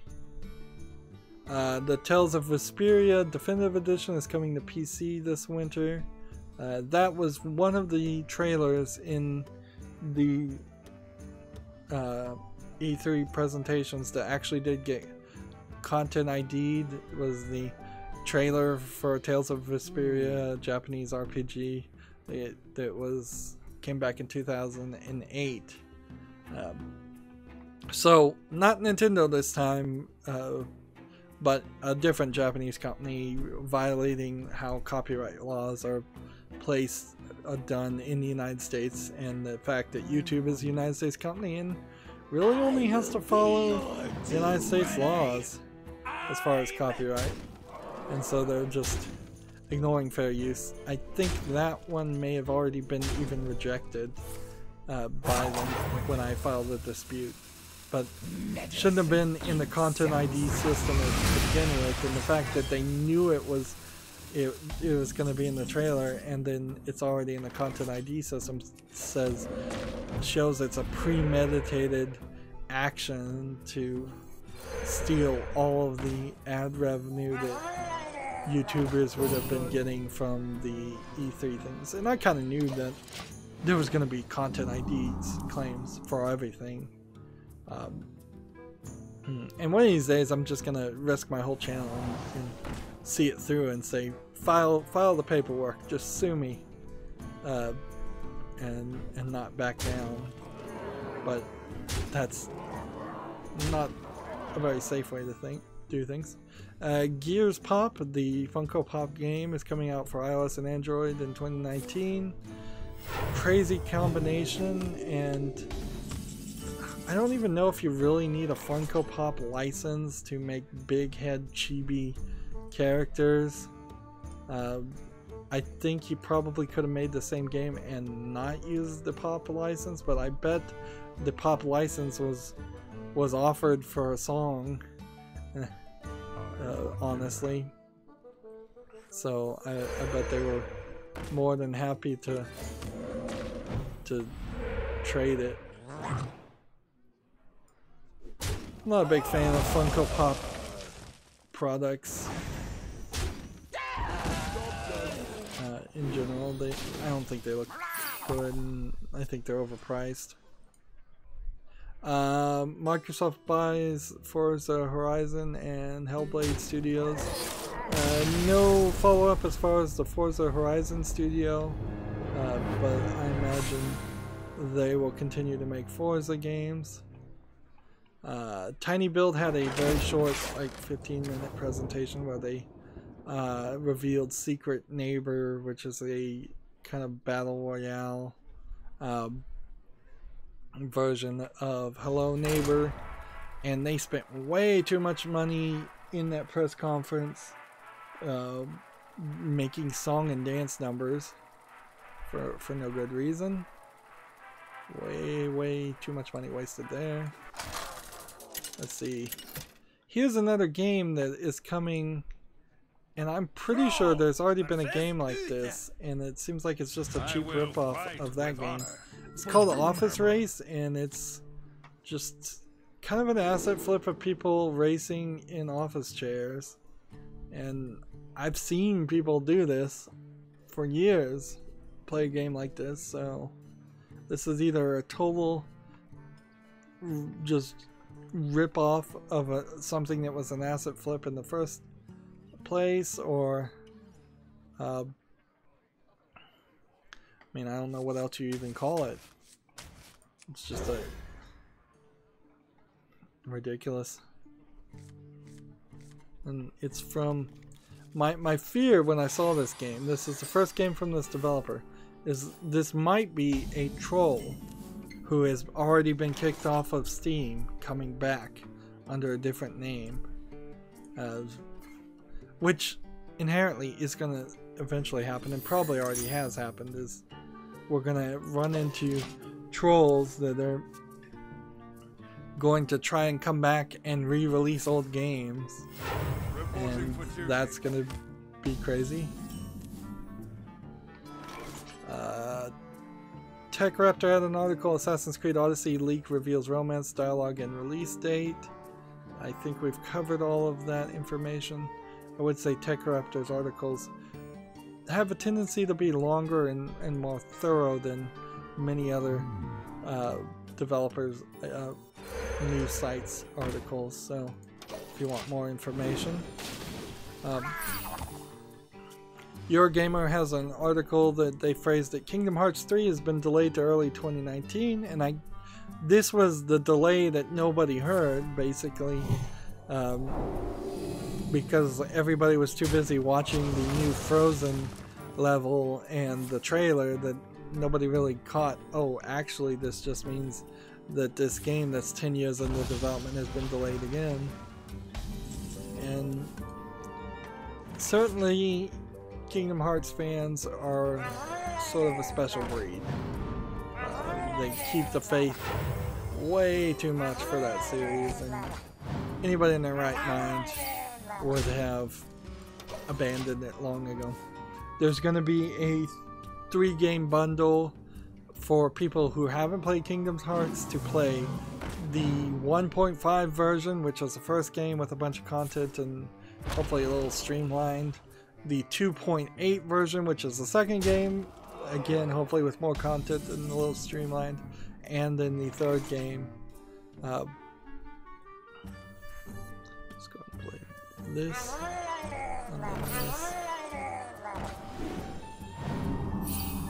and I think I've got to kill people.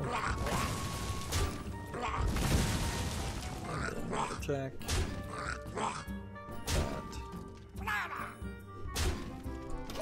that. PC Gamer has an article, the best new hardware at Computex 2018. Apparently Computex either happened around the same time as the E3, or I think Computex might happen like the week before. And they're showing a bunch of computer cases, coolers, keyboards, things like that. Nothing that really jumps out and gains my attention.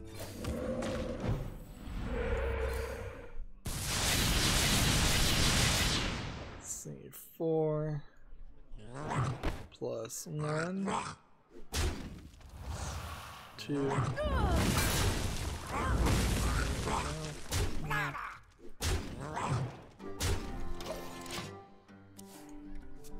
PC Gamer has an article, BioWare is figuring out Dragon Age 4 intends to get it back to Mass Effect 4, to the Mass Effect series.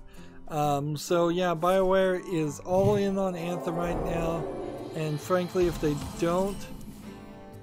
Anthem doesn't sell, which there's a decent chance it won't, I don't know if they're going to be given the opportunity to get back to any of the other games, or if they're just going to be shut down completely. BioWare may not inherently be destroying itself because of its own actions, though. Some of it certainly has to do with its parent company, which I believe is the first wish is free. EA or Square Enix. I think it might be EA. Yeah. And so there can be some management interference too that's causing trouble. I think particularly Mass Effect Andromeda, had it been given more time and more budget, would have been a much better product than what we saw. Let's see. Play this. Hit this. Play this.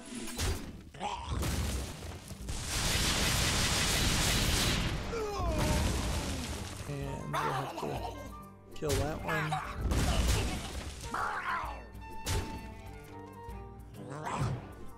There we go. And figuring out Dragon Age 4 is a weird way to phrase anything, certainly. That's not something you want to say.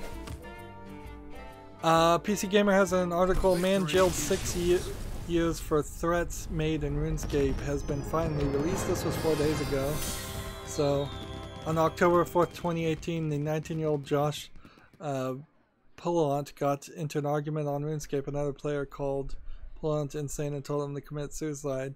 The argument only escalated from there, and at some point in the response, Pullant said he would level local Mississippi high school, Oxford High. Pullant also alluded to a Columbine shooting and said that he could not wait to blow their brains out of skulls. To blow brains out of skulls. 4 days later, the FBI arrested him in his home in Mississippi, and he was charged with knowing and willingly committed a threat by means of the internet, an instrument of interstate and foreign commerce, and concerning an attempt. This is a mental health issue, and instead of it being treated as a mental health issue and an argument that got out of hand, somebody wasted the taxpayers' time and money for 6 years. Like that, this is a misattribution of justice, in my opinion. But I guess the point here is online threats are taken very seriously and can be used against you, so don't ever do that. Obviously, that most people would have already known that. But certainly this is a waste of everybody's time and money, and in the end this is not an instance where it stopped a school shooting. I'm willing to go out there and say he was never going to act on it, because people who act on things don't broadcast their intentions online, clearly. Otherwise more people would be caught instead of people actually committing school shootings. But moving on. Let's see. EA announces, PC Gamer has an article, EA announces Origin Access Premier, an all-in-one subscription where you can play all its new games at launch. So you can play Anthem and Battlefield 5 when they're released, which that is certainly not a lineup that some people are going to be interested in. It's not a great lineup. And this is another company trying to make another Netflix. So imagine Netflix, Hulu, Amazon Prime, and add 3 more, and maybe double that again to 12 different services that you might be subscribed to, so you can play 2 or 3 new games that come out each year at launch instead of just buying the games or waiting. It is an evolved form of pre-ordering, and I've told everybody never pre-order, never kickstart, never do anything like that. That's a great way to waste your money. Gametsu has an article, Nier Automata is coming to the Xbox One on June 26th. A lot of these articles are pretty old. This will be called the Become as the Gods edition, and I believe it includes a lot of DLC and some skins and things. Nier Automata is already on PC, but I think at some point, I can't even remember if this is accurate at this point, I think they promised at some point to put out a patch to improve the performance on PC, and it's been like a year and that patch never came out. It's still probably perfectly fine to buy and play Nier Automata on PC. Although now it's coming to Xbox One, you have the choice where you can play it on PS4 or Xbox One instead and be guaranteed a smooth performance, if not the highest graphics. So take your pick wherever you want to play it and just play it. I think it probably deserves it. We have a game on Steam called Fly Killer VR. It's, for the most part, it looks like it's a VR game where you're working in a fish shop and you're swatting flies, or you're just walking around in general a neighborhood or a street and swatting at flies. This feels like this would probably make you dizzy or strain your arms with all the swinging back and forth rather quickly. It's selling for 15% off for $1.69, and it has like one positive review. It looks pretty. Certainly if you have VR, I'd say look at Fly Killer VR, but I would be cautious. It's also cheap, so if you already have a VR headset, maybe. Moving on. Another very low effort game called What Do You Hear? Yanni vs. Laurel. This came out June 9th, so it was several weeks past the point of when that was trending on Twitter. So the good news here is that making a game is so difficult that at the very least you're not getting complete turnaround on memes and trends. They've usually burnt out before then. However, I don't believe there was a video game version of the dress controversy until quite a long time after it happened, and there was like only one. Here we have a game that's showing up. It's in Portuguese, Brazil, and English. It's called The Federal Rescue. It looks like it might be a game, but it also looks like it might just be an asset flip. First-person shooter. Seems like you're doing a lot of iron sights and shooting, so the fact that there is a scope and some iron sights functions actually gives it more hope to be a real game. It's early access, 25% off for $1.49, and at that price I don't know if they're really going to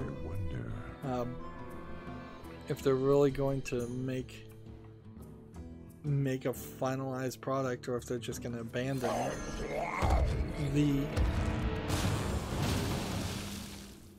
Let's see, let's play. Guess we'll play this, and then let's see, this.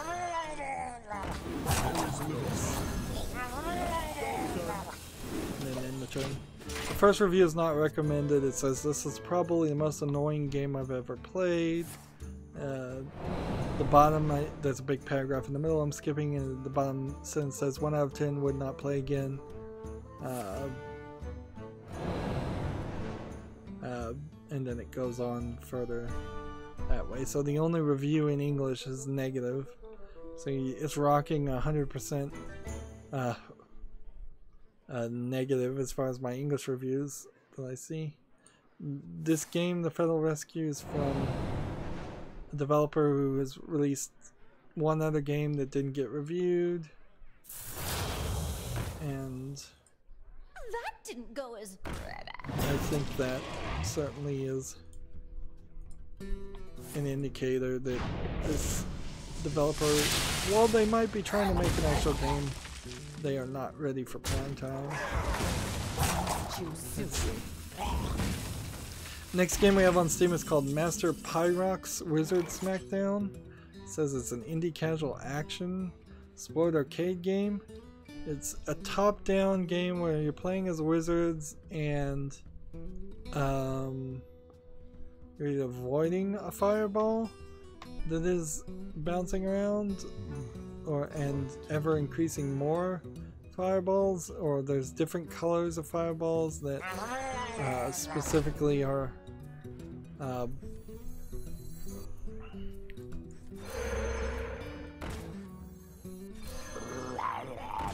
see.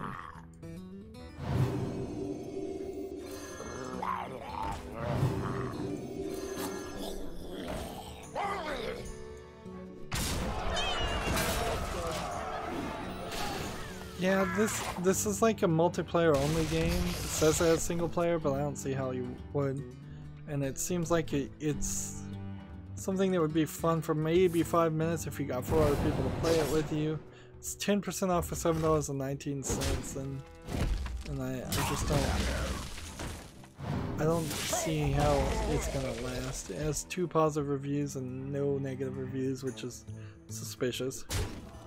Yeah, the graphics don't look great, so and it's the first game from this developer, so yeah, I'm gonna ignore Master Products Wizard Smackdown. We only have a small number of games left. Here's a game called Phoenix Destiny 2 on Steam. I'm a little surprised to see it's on English. It's English. It's a free-to-play RPG, MMO RPG. It looks fine, I suppose, for what it is, and it's free to play, so the price is right. So I'm gonna leave it for the most part there. I will point out though that it is 43% of 223 user reviews have marked it as positive. So a decent number of negative reviews. Let's see. Attack, attack, freeze, and play this. Minion already attacked. And in the turn. So moving on. Here's a game called Skinscape on Steam. It's like a VR game. It seems like they've made a very simplistic experimental project in VR with some crazy colors, and it doesn't seem like it makes any more sense than that. It's just a bunch of pastel colors. It's free though, but it requires VR, so price is right for Skinscape, but it doesn't look like a game, so maybe not even worth downloading.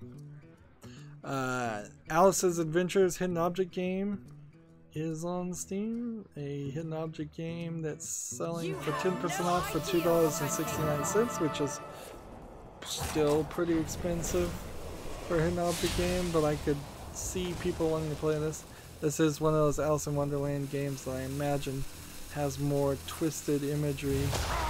This isn't from Big Fish Games, so it's not hugely expensive. In fact, the developer that made these games, every single one of his games has been rated positive. Every single one of his games have also been hidden object games, so if that's what you're looking for, check it out. You can't criticize hidden object games too much, honestly. They're either good or good for what they are, or they aren't.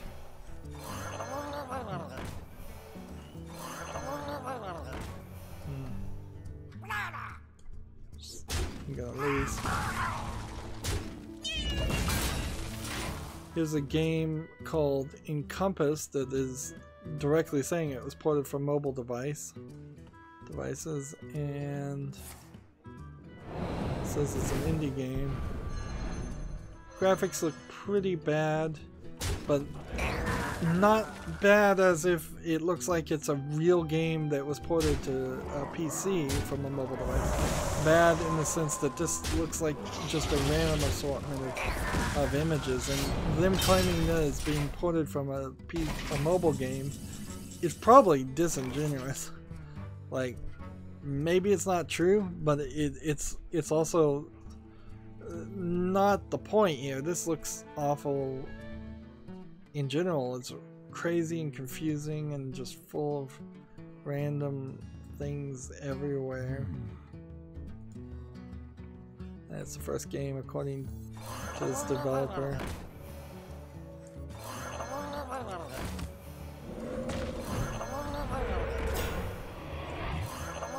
I think they're toying with me.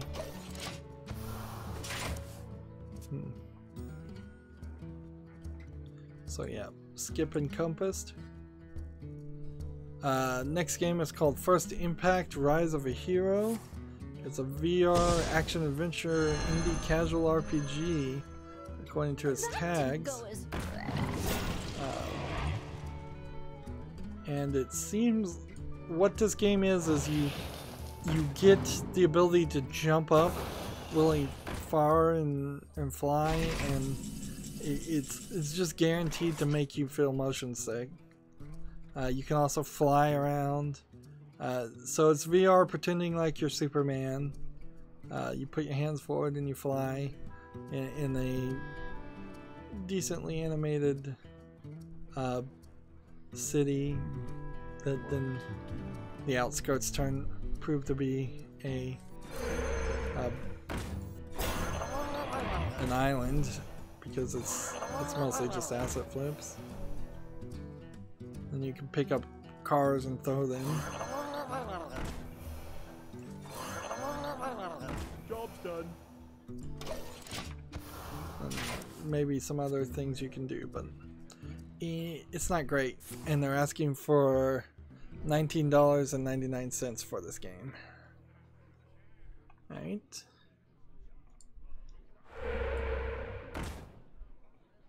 Gearbox Software has a lot of current openings, so if you're interested in being like a team member, environmental concept artist, technical design animator, accountant, program manager, help desk analyst, IT web developer, level artist, level designer, mission designer, summer marketing artist, intern, that might be something some people could do. Producers, producer coordinators, senior project producers, it goes on and goes on. These are all based out of where Gearbox is, which is Frisco, Texas, although there is actually a Gearbox secondary office that they opened in Montreal, I believe. Let's see. 8 and 8. See, this guy's been toying with me, and he thought he couldn't lose. Well.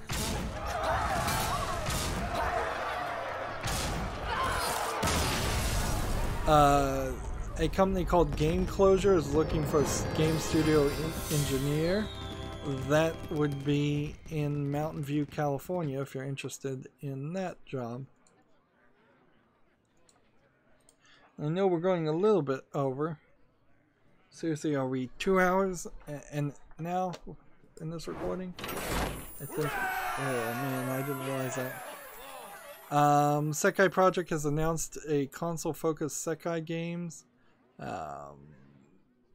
So, what games would those be? A Magical High School Girl, which is just like a RPG maker type game. Fault is like, let me just look at this again. Magical High School Girl is coming to Switch. Fault is coming to PS4 and Switch, which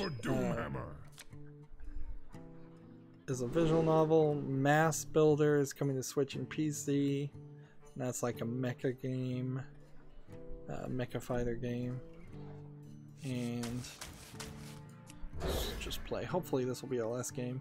My Girlfriend is a Mermaid is coming to Switch and PC. That's probably a visual novel if I ever heard of one. Samurai Cop the game is coming to PS4, Switch, and PC. Samurai Cop is, I think, based on a comic book series from the West, so that'll be interesting. Interesting collaboration there. We've got a game on Steam called Roof Rage. It has a positive rating of 87% of 33 user reviews. You're jumping around the roof and fighting on rooftops. It says it's early access, and it's a platform fighter. And let's go in that. The 10% off for $13.49. I think I'll keep an eye on Roof Rage. I don't want to play an early access game, certainly. In the same way I don't want people to pre-order, I don't want people to buy early access games. Therefore, I will wait until it's finished and then see if I want to purchase it. And Steam, for people who will be looking into Steam Summer Sale, that will happen in a few days, they've gotten a lot better about letting you filter out that thing. You can look at your wish list and you can filter out VR games if you don't have VR, even if you wish listed some VR games. You can filter out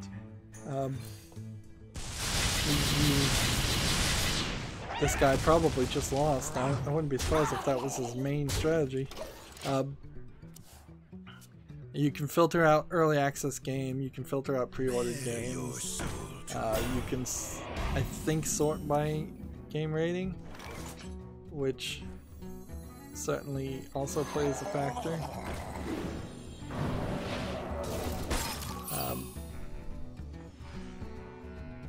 See, I guess I could have played this and that would have given this, nope, not enough to win. We've got a game on Steam called Sandbox Showdown. It's just a complete, extremely low effort asset flip game. Let's see, it's selling for early access for $3.99 with no discount. Your weakness. And it has 3 suspicious positive reviews with no negative reviews. And it's the first game from this developer, so close that and ignore that. Alright. Let's do this. Get the thing we didn't want. Do this.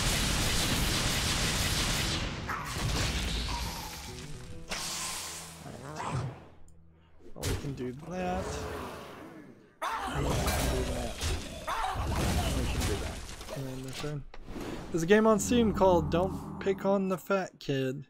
It's an early access action indie beat 'em up tagged with difficulty. And it seems like you're playing as this extremely large fat kid and a beat 'em up brawler, and you're able to beat up people all the way to the end. I don't know if this is, in the end, is the right response to anti-bullying, is to encourage violence against bullies, because that violence only begets more violence. And I'm not sure this game really is actually trying to do anything other than to in a slightly slyer, more different way, make fun of overweight children.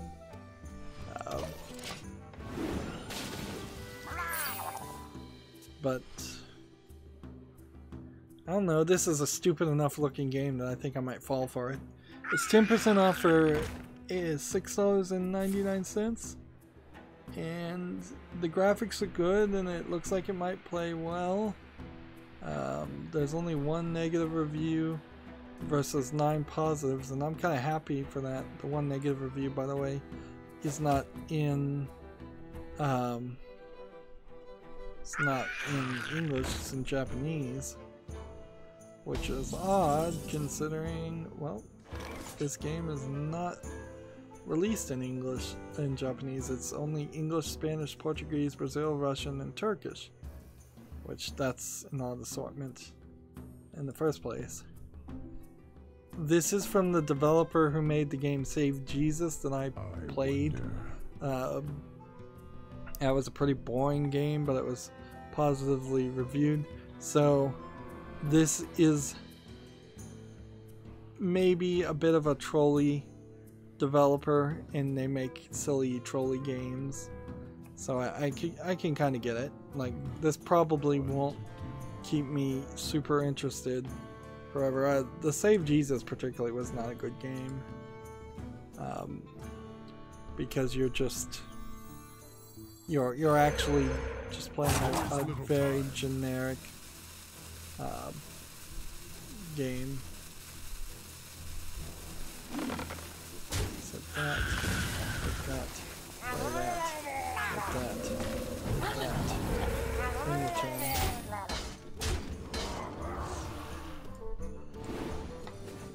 And then we have Police Enforcement VR : 1 King 27. Which this might actually be a real effort to make a VR game that is somewhat centered around being an actual police officer and not like a corrupt police officer, although maybe it is. You play as a corrupt police officer, or you can. It's 10% off for $26.99. I could almost see this this being a game that you sell as a training software for actual police. Let's see, if I do this, is I'm gonna change anything. Then do this. Let's do this.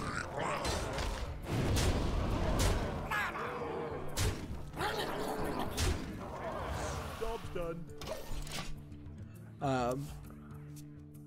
So if I had VR, I would check this game out a little bit thoroughly. It is extremely expensive. I'd keep an eye on it, see if other people reviewing it, but 78% of 19 user reviews are already saying it's mostly positive.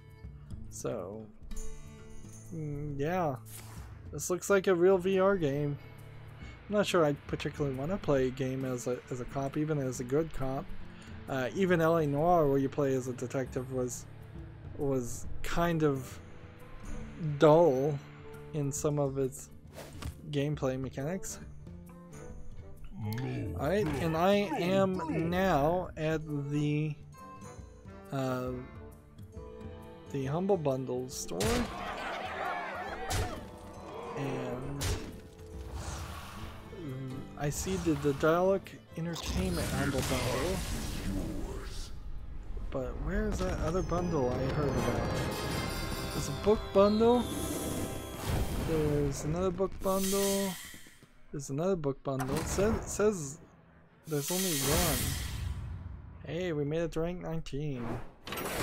Or we made it back to rank 19. Whatever.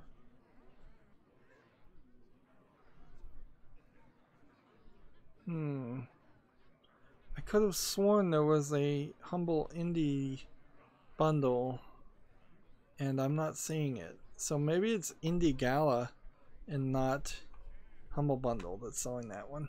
Well, what do we do? What do we do? I don't know if I really need to play another game, since we have finally, now 4 hours later, 5 hours later, let's be honest,